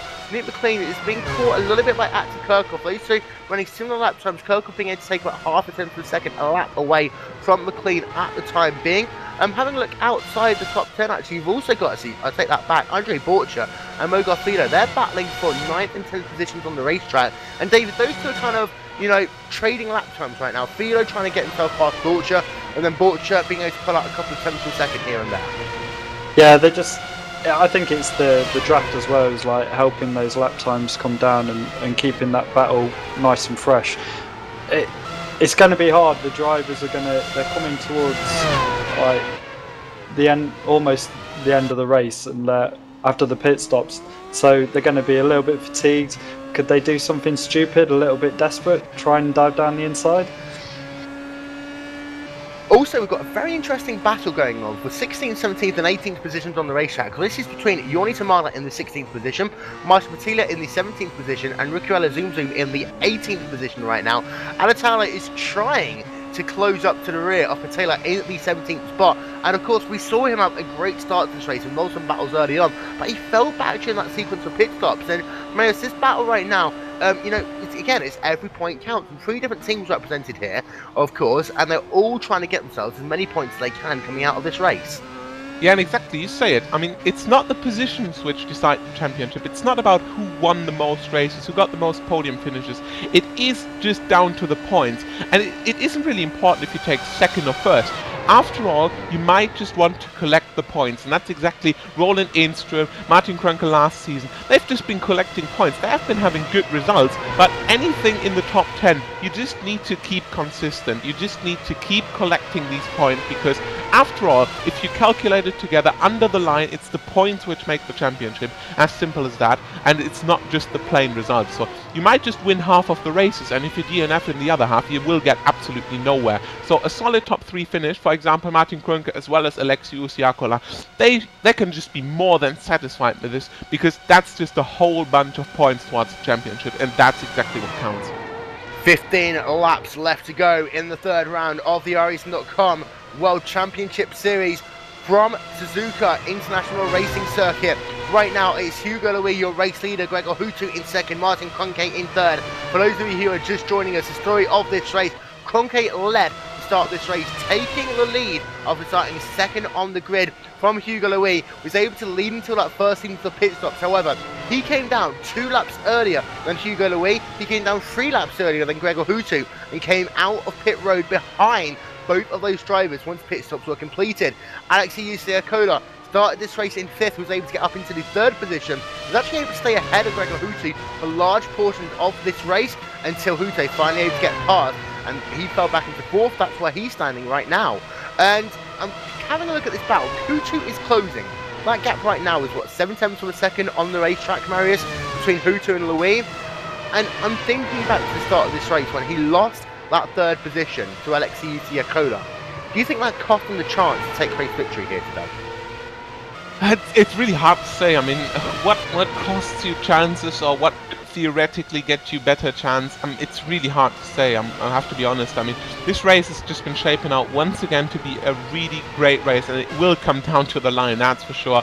And it's really hard to say what could cost you something, what could benefit you, because at the end of the day, you might just give it your best performance, and that's all you can do, really. I mean, there's so many talented drivers here. You cannot possibly calculate where you're going to be. Every driver's aim is to win this race, but it can just, however, be won. Indeed, and you know what, you talk about how every driver's aim to win this race is every commentator's dream to commentate on the big races, and this is the big race, and really excited to have been commentating this race. And the 2 best road racers in sim racing right now, Hugo Louis, Gregor Hutu, doing battle once again. Don't forget, coming into this race, Hugo Louis had a 5-point advantage over Gregor Hutu. Coming out of the race, that will be symbolic, David, if Hugo Louis once again can beat Gregor Hutu this early on in the season. That's going to give him that momentum going forward, and going forward from there. And, you know, if he can get to a position where he can get a bad result, come 3rd or 4th, and still be in the championship lead, that really is going to help his mindset moving on into the mid part of the season. Oh yeah, without a doubt. I mean, winning a race gives you loads of confidence, so when you enter into the next race, you're already feeling like you're on top of the world. But these guys are so on it. I mean, if Louise can beat Hutu in a straight out battle like this, this is going to put Gregor in a little bit of a mindset. So it's a lot of head games goes on in racing, a bit of psychology as well. So, you know, Gregor's going to feel hurt as well if he doesn't get this. But Louise, I reckon Gregor's hunting him down. He's going to have him. Indeed, yeah. We're going to have a look from the rear of Hugo Louise's car. Fascinating as you work himself through the S. His direction changes the car off track just ahead of them. And that would have put blindsided Louise just a tiny bit there. Trying to get confirmation of who that was. We'll come back to that in a moment. But Gregor Hutu, that gap is 5/10 of a second into that dirty air effect, is he now, Marius? But it's that kind of thing. If he can push, if he's got the faster car, he can try and close up. We've seen there's 2 good overtaking opportunities here. We always talk about the triangle, you know, how you can overtake there, but actually we've seen turn 1 and 2 be just as effective in this race. Yeah, absolutely, and I'm just taking a look at the gaps here. It's not really changing. I mean, Martin Kroenke dropped down to about 4 seconds to the lead. I mean, he's been having a couple of bad laps, but he's right back in the zone right now, putting out the fastest lap of the second stint so far. So he's been faster than the top 2 guys, but he is down 4 seconds, just overtaking the damaged car of Enzo Bonito here. However, I think the train has left the station for Kroenke. 4 seconds will just be that much to get back here, and it will just not be possible in 12 laps to go. However, good race for Kroenke so far, but I think in the position he's in right now, all he can do is just bring home third. Third indeed, but still third place, we talked about this already, still going to be worth it for him. And having a look through the rest of the field as well, we still have a total of, what, 26 cars, 25 cars scored on the lead lap. Last of those drivers is Christian Laurent, in fact now he's just going down the lap. So it is Daniel Lopez, the last of the cars on the lead lap. We have 24 cars, as I mentioned, retirees of this race, those of you who are just joining us. Miguel Martin and Blake Townham out early on in this race on lap number 1. Dion Verges out of the race, Jason Lovett out of the race. Alexia Loma and Max DeLorca, they've had an incident there out of the race. And Andrew Slocum out of the race as well. Enzo Bonito had an incident early on. He only scored 2 laps down, but running in the 28th position as he comes down towards pit road once again. And you have Timo Evening and Hal Pino scored 1 lap down. And it was Christian Laurent, that driver, who we saw ahead of Louis and Hutu. It looks like he had a crash coming out of turn number 2 on the racetrack. Gap between Louis and Hutu now back up to 9/10 of a second. And David, that's all about the dirty air right there. And Hutu got that car into that dirty air zone. And it looks like he can't close that gap any further now. Yeah, it's so difficult. Once you get within that 1 second, half second, you just lose all of the front end, and you end up taking different lines into the corners, so you can at least get some air onto that front wing to create the downforce that you need. It's going to be really difficult unless Louise makes a mistake. I can't see Gregor getting anywhere near him now. But Marius, we have seen Louis made a mistake in this race already. He lost 8/10 of a second. We have, absolutely, and it's been mistakeless for Gregor Hutu so far. The only mistake he might have made, you can't really call it a mistake, but the strategy's still been a success for Gregor Hutu. I mean, he's just been 5 seconds behind before the pit stop. He stood out longer. He got the great pit stop, not just good, but he basically nailed everything. He hasn't got any big incident or anything. So this is really the maximum he can get out so far. Now it just comes down to the last 10 laps. Now it comes down to, is it going to be second or is it going to be first? Because this is the battle of the number 1 against the number 2, the reigning champion Gregor Hutu against the 2011 champion Hugo Lewis. So these are the only 2 champions really, and it just comes down again, the championship battle on Suzuka. It's just the 3rd round, but it's once again, that is the battle for the championship, and I can't think of anything else than the whole season going on like this. Well, and that's the case, it's been so often as well. You know, you talk about Hutu, you have to talk about Hugo Louis in the same breath, and these drivers will be battling it out along with everyone else in the WCS over the course of this season as well. Don't forget, the next race will be in 2 weeks' time, and that will be at Road America on April the 13th. Same start time for that, 2 PM GMT. And Pablo Lopez spins the car, coming out of the first turn, taking a look at what exactly happened there. He came back onto the track, in fact hitting Joni Termele there, spinning him around, and it looks like Termele's car is slightly damaged as well. Pablo Lopez's car as well, severely damaged there, so not really surprised if he has to DNF from that. He's just been crab walking around the track, taking a look at Termele. That seems okay, it's hard to say really, but a devastating thing happening there for Pablo Lopez as he drops from a safe top 15 result, and he's currently in 21st. Yeah, Marius, that incident actually started before they got even down into turn number 1.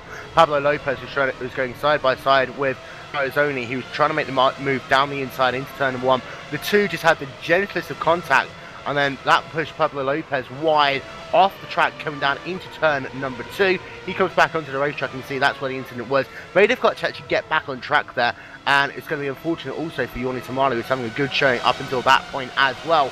And just to give you an update, that is what happened to Christian Laurent. He just got 2 wheels on the grass actually, coming through turn number 1 and 2, and very slippery there. Even though you've got the asphalt, you've got that kind of green asphalt thing, which was so slippery, and that's what pushed him off the racetrack into the wall, and it was game over for him. working ourselves now on lap number 44.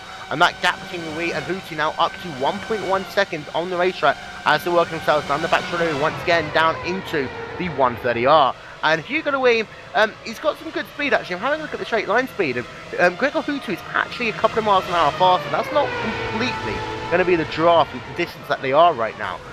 But it looks like Hootie is still struggling.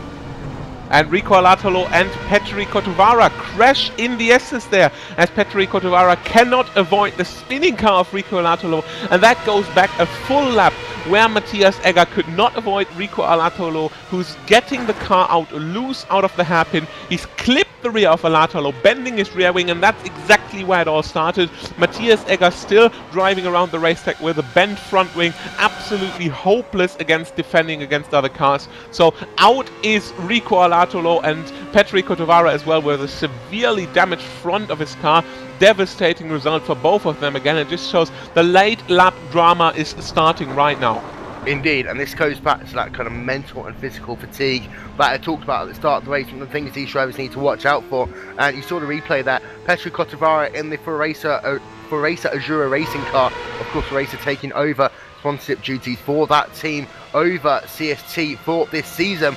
But it was unlucky there for Kotovara. He's trying to limp that car back home onto pit road, and he'll just try and bring that car and see if he can get himself a couple of repairs late on in this race. It's going to be hugely annoying for him, as he was another driver working himself in the top 20 of this race. And David, it's that whole thing, you know, driving these cars at these speeds after you've done it for about an hour and a quarter or so. I mean, what, an hour, 10 minutes into this race. And it's that point right now where your muscles, they kind of lactic acid, and also that mental fatigue as well, it really does kick in. You've only had about 10 seconds worth of breathing space this entire race. Yeah, these guys at these levels are racing not just at 10/10s, they're racing at thousandths of a second. Like, they're absolutely on the limit, and the slightest mistake and you're going to end in catastrophe. But yeah, the level, the concentration level that these guys have to put in is just extraordinary. I mean, after I've done a race, I'm completely worn out. So these guys, yeah, they're pretty superhuman. Pretty superhuman indeed. And Gregor Hootie trying to show his superhuman talent one more time. She's closed that gap back up now to about 8/10 of a second between himself and Hugo Louis. However, with less than 10 laps to go, Marius, is it the case that, you know, it's perhaps too little too late, or is Gregor trying to force Louis to push that car too hard? I've seen this situation happen so often last season. I've seen it happen in the Pro Series with Richie Stanaway and Atze Kirchhoff a couple of seasons ago, and I can't still tell for the life of me what they are going to do. I mean, it's just a second. It's really anything can happen, and Gregor Hootie is not really that close as he could make an attack, but he is not out of the competition, and the race is still not over. We're running 7 more laps, and in 7 more laps anything can happen. And even with Martin Krönke being down 5.3 seconds, if these guys really get together, he's not out of the competition as well. So it's just a tiny below 1 second gap, and I failed to say anything. I failed to predict, because I'm safe that anything I predict now is just completely invalid in 1 or 2 laps. Don't say it. Meanwhile, the other Lopez, Daniel Lopez, currently working in the 19th position, closing down Ben Cornett in the number 14 Team Redline cars. They come out of Degner number 2. Once again, Cornett going a little bit wide there, coming out the corner. But these are battling for 18th and 19th positions on the racetrack. A good showing by Lopez and a pretty bad showing by Ben Cornett. He's had a tough season so far, man. Yeah, he's been having a tough season, and he's just, yeah, with a tough result here today. I mean, he's having a good run, solid top 15 run, and then just, yeah, the pit entry incident with Marcus Cutton slightly damaging his car. It's just, it's really devastating if that happens. I mean, you know that you've got the pace to go into the top 15. You've probably put some preparation into it, though I don't know if Ben indeed has. He's been complaining that he hasn't got any preparation at all. However, for that, he's still doing a good job. But anything which isn't a fault from you is always just devastating. If it's a mistake from another driver, if it's just a misunderstanding, it's always going to put your result yeah, at a test, and you could come out better, and if it's not that, it's just devastating at every time. And David, you talk about the fact, for example, Ben Cornett, a driver for Team Redline, you've got Gregor Hutu sat in that second position, also a Redline driver, and you hear so often the fans saying, oh, they're just in a fast car, they're a Redline driver, they're a Free ID driver, they're a Jura driver, this, that and the other, and they automatically suspect that just because they're part of this team, they're going to be the fastest guys in the racetrack. And what we're seeing here is that, you know, you still have to drive these cars. No disrespect to Cornett, he's a great racer, and, you know, he's doing some sterling lap times, but still, those last couple of attempts, that is all about the driver behind the wheel. Yeah, exactly. I mean, you can have the best setup in the world, but if you can't wheel the car around, you're not going to get the times. And it's, you know, a lot of these guys put in a lot of time and effort, pretty much selling their soul to understand how these cars work and how they can make them do what they want to do when they're out racing on the track. And we can see Gregor's really closing up with Louise now. Yeah, these guys are putting a lot of time and effort, going through setups, tweaking. They fully understand these cars, and yeah, respect to them. Very quickly, Gregor Hutu, a 1 minute 31.576 that last time by. You think the Finn isn't just going to roll over and let this race be won? He is still charging. That gap now back down to 7 tenths of a second that last time by. Hugo Louis did a 1 minute 31.957. And interestingly, Conke's kind of picked up that speed a little bit as well. He's now lapping the same time as Hugo Louis. And I just have a feeling that Conke was struggling on high fuel, Marius. But we'll talk about that in a moment, because we're very quickly going to have a quick check-in a little bit lower down the field with... Yeah, a little bit lower down the field, you said. It's just really a little bit. It's Alexius Yakola in 4th position. A brilliant show from the Finnish driver for Orion Racing here. Started from 5th with the absolutely brilliant start. We've seen him jump into 2nd, then dropping the position against Hugo Louis into 3rd. A brilliant show from him so far. He had to drop down just like Gregor Hutu passed, but Luke McLean still behind him, and he's the guy he overtook on the start. So as well as that, Etsy Kirchhoff down to 6th, and Kirchhoff should not play a role in this. It is Luke McLean against Alexius Yakola for the 4th position, and we've just got 5 laps to go. So Luke McLean has been consistently getting closer and closer every lap. He's currently charging down at a rate of about 0.4 of a second per lap, and he's into the 131s, something Alexius Yakola has not managed yet. He's about 2 tenths slower at least. So this is going to shape up to a definite battle, and I can tell that Luke McLean definitely wants this 4th position, but I'm pretty sure that Alexius Yakola won't just give it up like that. It's going to be very close between those drivers, and Yakola is standing on a drive to him as well, proving that the graduates of the 2012 iRacing.com Pro Series of Road Racing know they deserve their place in this series. They deserve the chance to race with the big boys, and Yakola really a great drive by him.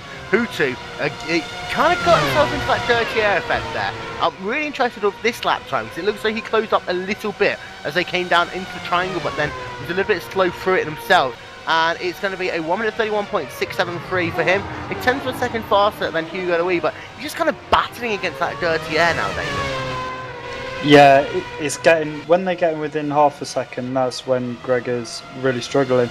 Unless Gregor's done something with the setup so he's able to drive in the dirty air. I mean, there's a lot of settings on these cars, a lot of dials that they can mess around with, changing the differential, power levels, etc. So, and some of the drivers are constantly changing these settings as they go around the track. So maybe he's just switched on the car now, and he's trying to make a run for it with the 3 laps to go. Big shout out to Daz Webb, he just made me laugh on the live stream. Thankfully no multi-21 here, of course there's no multi-21. Of course Gregor Hutu driving for Team Redline, you got Hugo Louis driving for Team My Free ID with 3 laps left to go at the line, and this is the battle that we're going to see all season long. Louis in 1st, Hutu 2nd. Who can get it done as they come into these last 3 laps? Hutu's been looking close, and let's go back to Martin Conke very quickly as well, Marius, because I talked about how he was able to kind of do the same lap these last couple of laps as Louis and Hutu. Looks like he's kind of just backs off the pace right now, no point in him pushing too hard, but I think those extra 3 laps actually really upset the balance of that car as he came out of pit road. They must have, absolutely. I mean, he's been having a brilliant race so far. He's been having a 5-second gap to Gregor Hutu, a 3-second gap to his teammate Hugo Louis, and he's dropped behind both of them after the pit stop. And I mean, talking about physical and psychological things. I mean, psychologically, that is really the worst thing that can happen to you. You've been leading the whole first stint, you've got a solid thing going on, made no mistakes, and you leave the pits and you're alright, you're in the blind, you're basically racing against a time, you're running a time trial against your opponents, and when they pit, you're suddenly in third. And that's just the most devastating thing that can happen, because after anything you've given, that is just what puts you down into third, and Krunk has quickly realized that there's just absolutely no way of getting back. He's got more fuel, well, he's had more fuel in the car, he's got the worst tires, and he's already down 1 second. Then he's made a couple of mistakes, and he's now down 6.3 seconds. So there was a point in his second stint where he just said, alright, let it go, let it be Hugo against Gregor, I've got no chance of getting back at these guys, let's just bring home third. And kudos to that, he's been having a great race, and I've said before the race, he's long overdue for a victory in this series, and he's proven today, in my opinion, finally that he's got the speed to win this, and I'm pretty sure it's going to be one time at this, I'm not sure if it's going to be at this track in the future, but it will be one time in this series, in this calendar, that he will have a shot at winning a race. Meanwhile, Stephen Michaels, Jeremy Bootsloop, they're battling for 11th and 12th positions on the racetrack. Michaels trying to make the move on the outside line coming down to turn number 1. Wasn't quite close enough. We'll keep an eye out on him as he works himself through the second part of this lap as well. It looks like Michaels actually struggles in sector 1 through the S's, through the Dunlop curve, through the Degners, down into the hairpin. But now, this second part, as he actually goes very wide on exit, the car getting very squared, that's going to cost him dearly. So he won't be able to make a move perhaps in these next couple of corners. But I was about to say, as soon as he comes out the hairpin, he's actually fast on that second part of the lap. Hutu has actually just done a 1 minute 31.491 compared to Louise 1 minute 31.561. That gap now is half a second now on the racetrack. David alluded to it earlier on. You can change the number of settings on this car. You can change the differential, you can change the brake bias and everything else on that car, and also the engine mode as well. And Hutu is trying everything possible. He is right there within half a car length as they come down to the hairpin, the second slowest corner on the racetrack, with a lap and a half to go of this race. Realistically, Marius, nothing's going to happen. In our mind, we want to see it come down to the last corner of the last lap, right? Yeah, and realistically, I don't think if that word really applies to this series. Realistically, nothing could happen to this. I mean, we've seen how long Joni has been stuck behind Mogafilo. Once again, that's just been a prime example of what's going to happen. And he's just taken so long to get that pass done. And Gregor Hutu isn't really that close as Joni has been. He is trying, he is definitely trying. You can tell by the lap times, but it's just...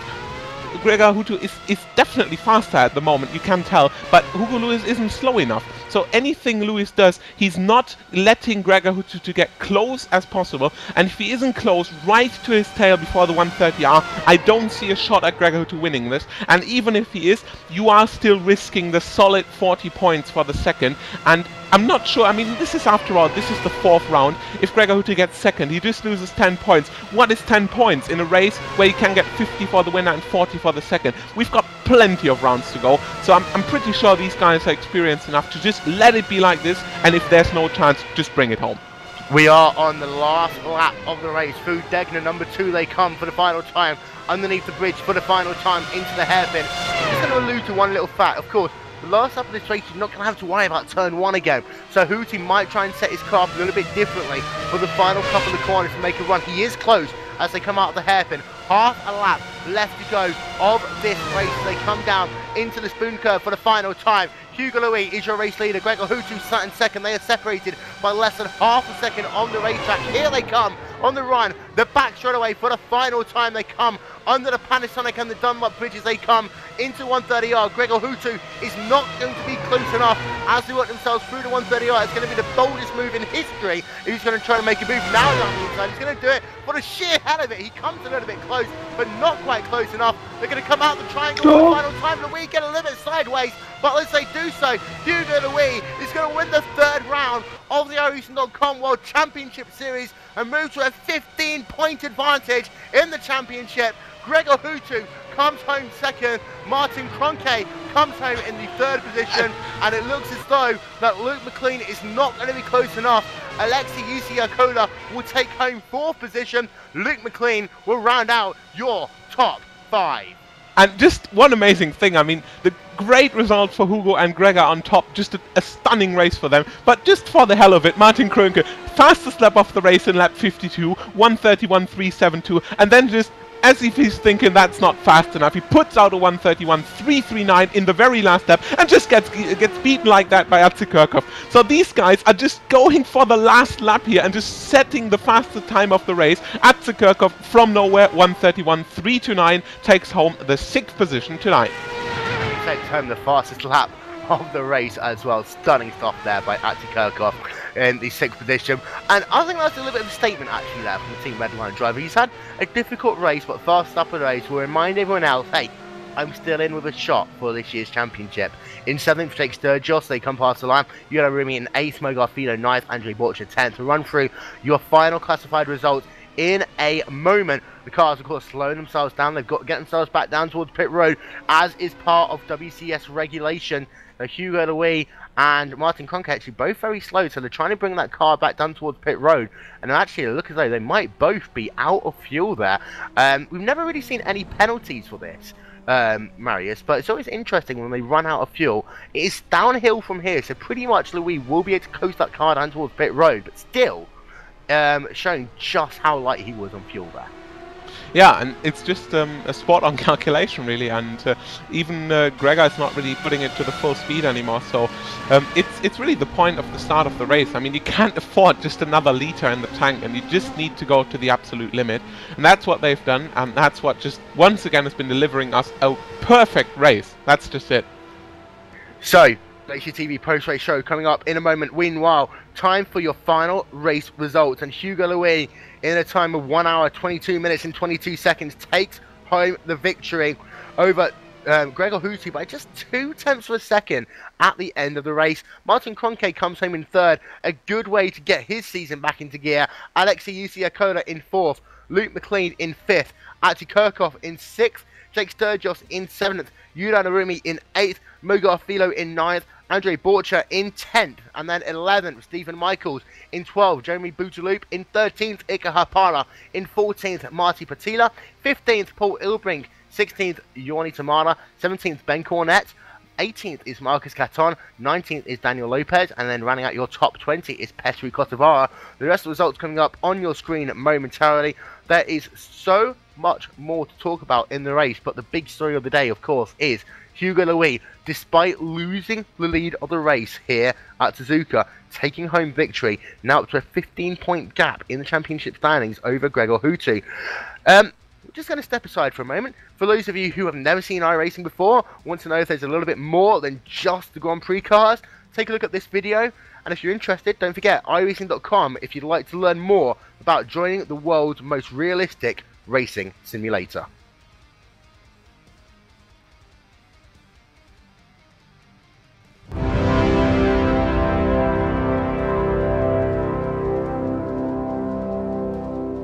Race fans, it's time for those most famous words in motorsports. Drivers, start your engines!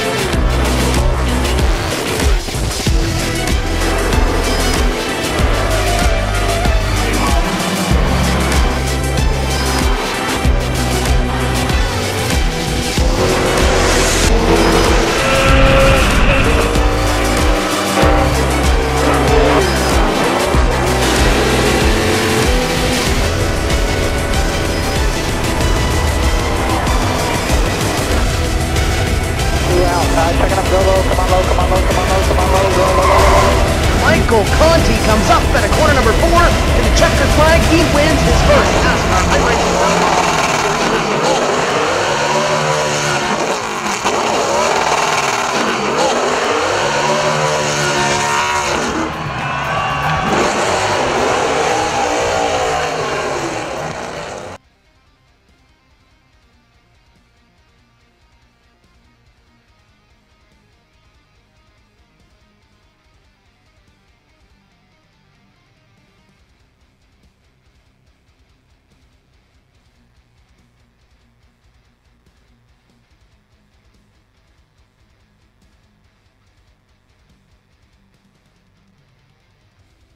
And welcome back to the GlacierTV post-race show here from Suzuka International Racing Circuit. The drivers are just getting out of their cars. They'll be with us for post-race interviews in about 5 minutes' time. We're Vincent David Ward still here for the time being. And David, I mean, when you have a look at that race, it changed so much, but still the top two drivers in the WCS coming home at 1 and 2 respectively, Hugo Louis from Gregor Hutu, and it was a great race. It was a fantastic race. I really thought Kroenke had that just because of the pace at the beginning, but then you kind of realise that the pit strategy is going to play out, and it was such a shame because once Kroenke came out behind Lewis, he just really struggled, and I think he might have used the tyres a little bit too much. And then when you see Gregor, and then Kroenke must have seen Gregor come out in front of him, and his heart must have just like sank right down because now he's gone from first to third. Hutu, amazing. I wish he'd done that move that he did on the last lap earlier on, because I think that kind of upset Lewis a little bit, because imagine seeing Hutu coming right behind you under the brakes, because it was only 2/10 at the end.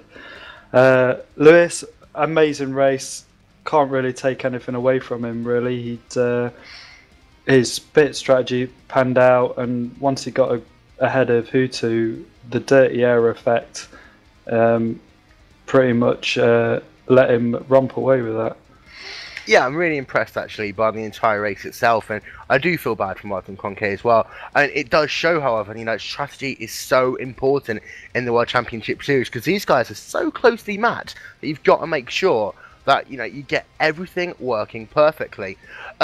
So now time for post-race interviews, and we're going to start with the race winner, Hugo Louis. Welcome back to the top step of the podium here in the World Championship Series. You're now going to have a 15-point advantage over Gregor Hutu as you work yourself into Road America, but that must have been a very tough race for you. Yeah, it was. Hello guys, and everyone who is watching Glacier. Yeah, it was very tough. I didn't have the best start of the world in the first lap, but I managed to follow Martin for most of the time. Then I leapfrogged him, and Gregor was something like a lap longer. But I don't know why, but I didn't have a good pace for the last laps. It was very good for the first few laps, but I don't know if I had any problem with the tires or something. But Gregor was so much faster than me in the last laps. I was just trying to keep focus and try to keep him behind, and well, it played very well. It was a good race, and congrats to Greg and Martin. And let's go back to the start of the race. You've seen a replay up on the screens for the viewers, and you lost the start lead at the start, fell back into the second position. Were you worried at any point at all that you wouldn't be able to get that race lead back? At some point, no. I knew that Martin was a bit lighter on fuel, but the only thing that worried me was Alexei and Gregor behind, but they were having a fight, so I just tried to keep following Martin. And you come out of here, as I say, with a 15-point advantage in the championship standings. Now, that means that you're going to go into Road America with a nice comfortable advantage this early on in the season. Moving on to perhaps the most famous racetrack in all of North America, are you looking forward to that race in 2 weeks' time? Yeah, why not? But still a whole championship to go. Of course, I won't think that that lead is enough, because anything can happen still. And consider the fact that I didn't finish the last Road America race, so I just try to keep doing good races. Well, congratulations on your race victory. Is there anyone who you'd like to say thank you to at all before we let you go? Yeah, I would like to say thanks to iRacing Brazil for supporting me this season. Well, and also thank you to iRacing Brazil as well for providing coverage in Portuguese, adding another dimension to this year's World Championship Series. And thank you to Hugo Louis for joining us in the broadcast booth. Going to talk now to our third place driver, Martin Kroenke. And Martin, you've had a very interesting race. First of all, let's talk about that start. I mean, it was a pretty much perfect start to that race. Starting from second, got the lead down into turn number 1. What is going through your mind?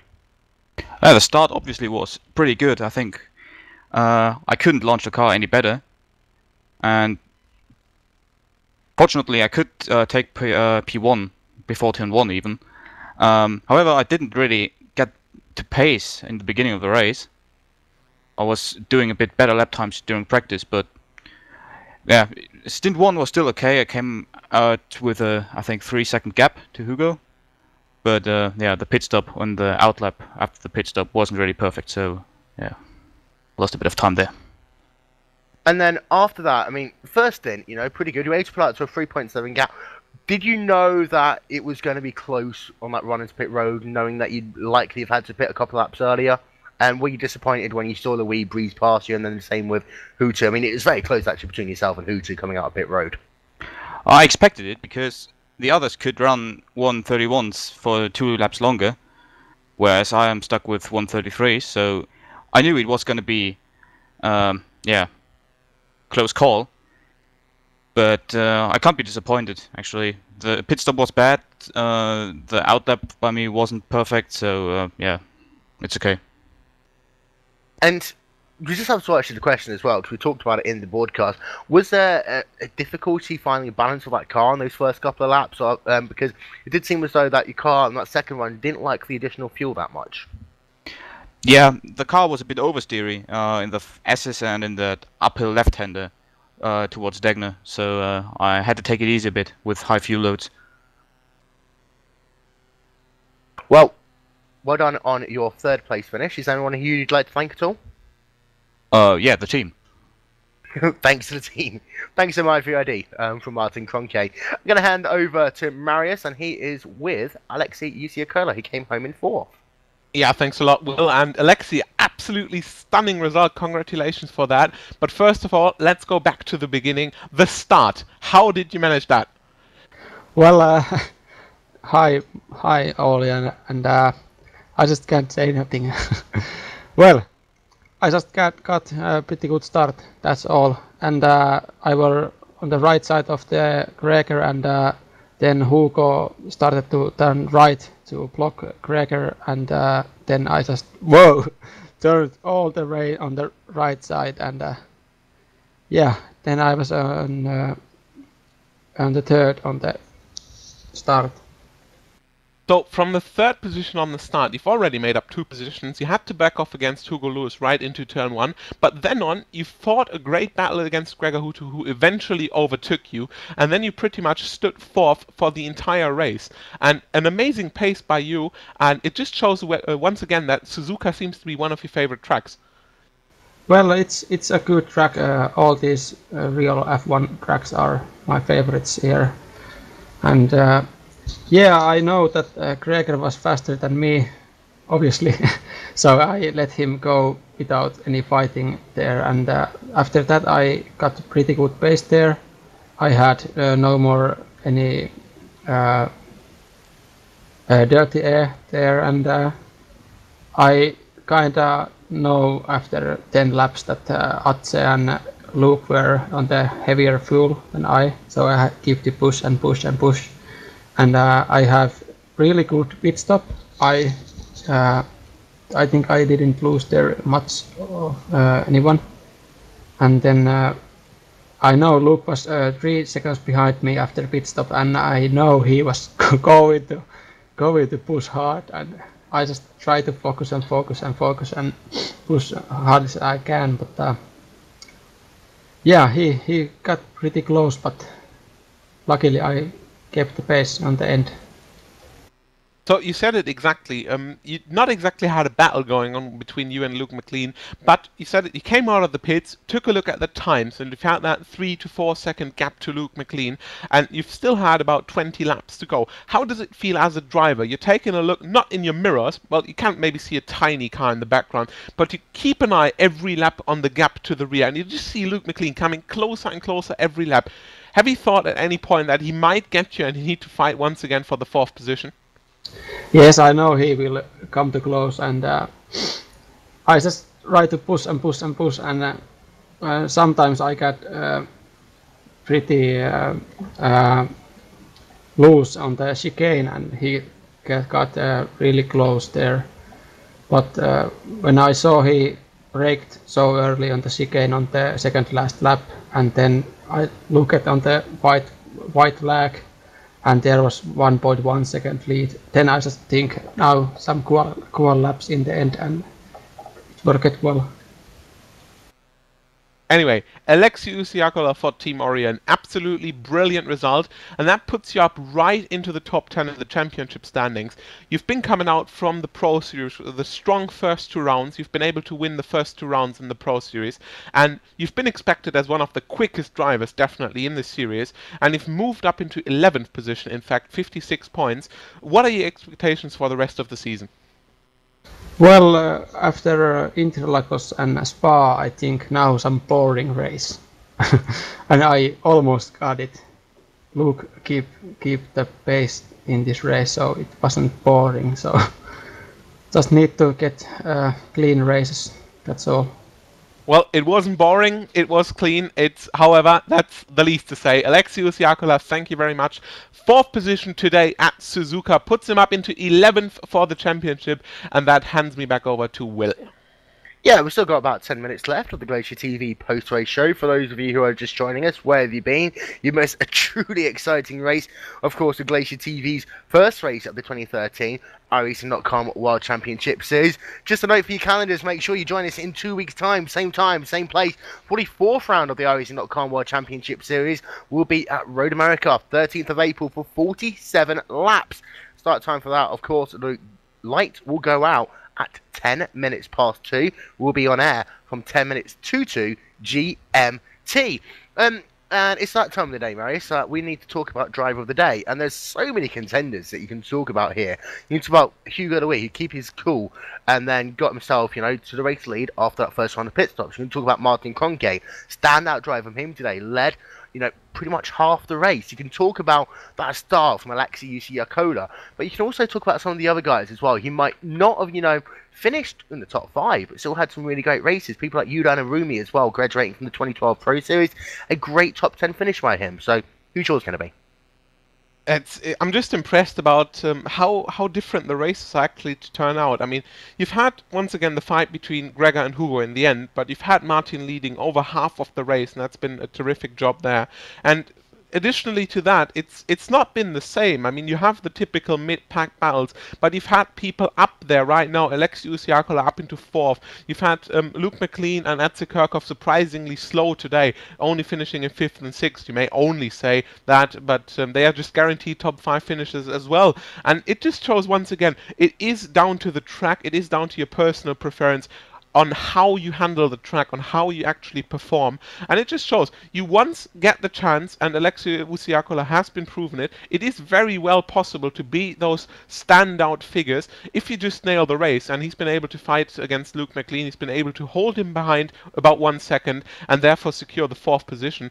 And it's just very interesting to see every time. Although it might be somewhat of a Hugo against Gregor thing in the end, we've once again seen a very diverse race. We've seen Martin leading half of the race. We've then seen him and the other 2 guys come out of the pits all together. We didn't know what was going on, and it all turned out completely the way it was supposed to be, or not supposed to be, but used to be. That's the word.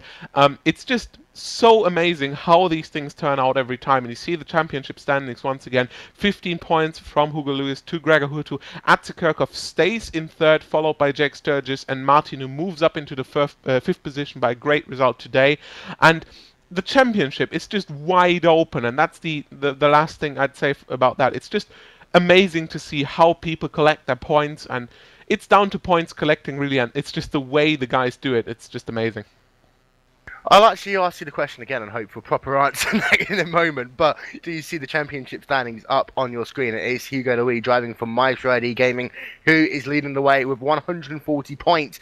You'll notice there in pink, a pink column called drop. Of course, there are drop weeks in the iRacing.com World Championship Series, so basically that is just going to be an information of what point they will drop later on in the season at this standing in time. But the points that you're looking at, 140 points for Hugo Louis, 15-point advantage to Gregor Hutu, who sat in second. Adi Kirchhoff, despite coming home in sixth, is still in the third position. He's 37 points behind Hugo Louis in that third position. Jake Sturgios currently sat in standings in the fourth spot with 78 points, and then Martin Kroenke in fifth, Luke McLean in sixth, Fulvio Barazzoni in 7th, Marty Battaglia in 8th, Yuran Arumi in 9th, and Mogar DG Filo running out the top 10 of your points. And we alluded to it early on, Alexei Yusiakoda with that impressive performance, moving up into 11th place in the championship standings. Ika Hapana in 12th, Stephen Michaels in 13th, Enzo Benito 14th, Andre Borcha in 15th, Simon Cattell in 16th, Blake Townend in 17th, Pablo Lopez in 18th, Marcus Caton 19th, and Petri Kosovara rounds out your top 20. And drivers 21 through 30 coming up on your screen momentarily as well. And David, I'm going to actually ask you the question, try and get an answer out of you, because Marius didn't want to give me one, but who's your driver of the day? Oh, wow, that's a real tough one. I'm going to have to say Oleski, because he was the biggest mover out of the lot, and he's done a real good job to get there in top 4.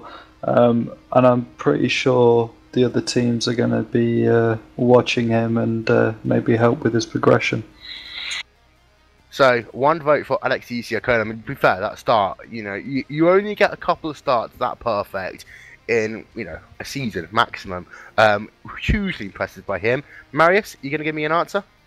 Yeah, it's hard to say really. I would still put my bet onto Martin because he's just shown for the first stint that it cannot just be Hugo and Gregor every race. We've seen Atze Kirchhoff have a strong pace, for example at Spa, and there can be other people really to lead the race and also to win the race. It's not just down to Hugo and Gregor every time, and it's been once and for all proven this today. And once again, strong race, and definitely still overdue for a victory in this series.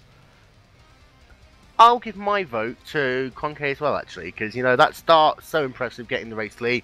Holding that race lead was impressive, and the gap between himself and who's coming up pit road, that was so close. Half a second either way, that could have been the difference. And I don't know who Joni's vote is. I don't know if Joni can hear me, but Joni, who's your vote going to?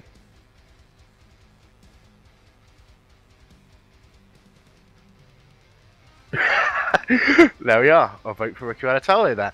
But of course, we'd like to say a very quick thank you to a number of people. First of all, iRacing.com. For those of you who would like to learn more about iRacing, don't forget you can visit iRacing.com. Special offers available on there as well. And also to Team Redline for the Team Redline World Championship tipping. If you'd like to learn more about that, go to teamredline.co.uk/tipping. Don't forget, many more broadcasts coming to you on GlacierTV over the coming weeks, starting first of all with the race department STC Blue Cup. You think it's all about the drivers? Think again. This one is all about teams.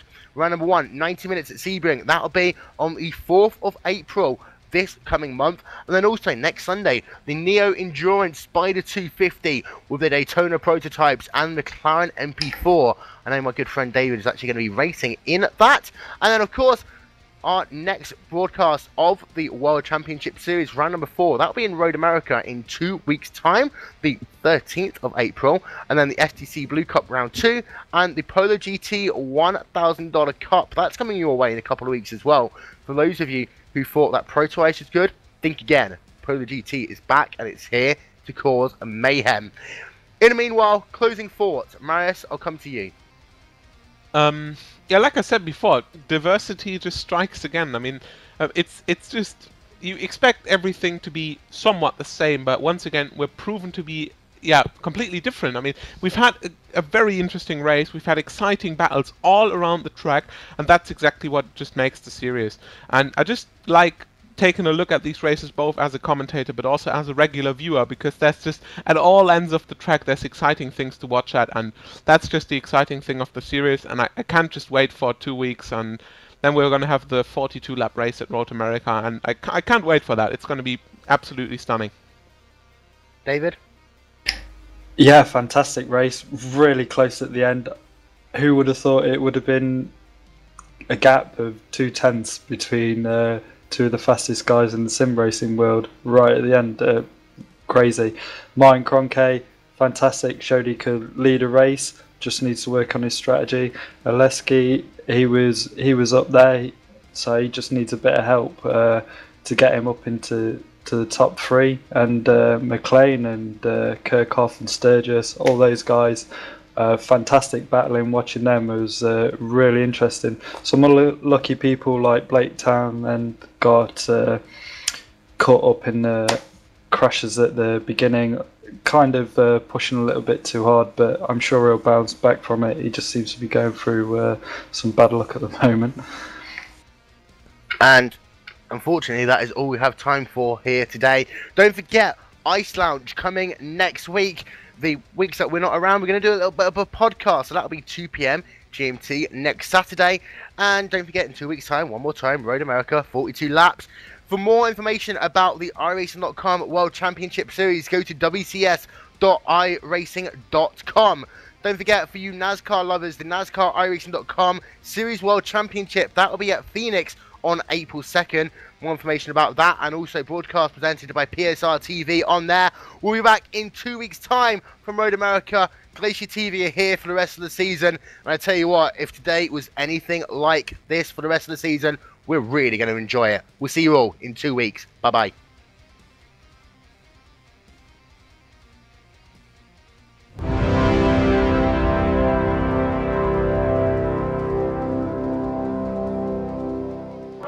It's time for those most famous words in motorsports. Drivers, start your engines!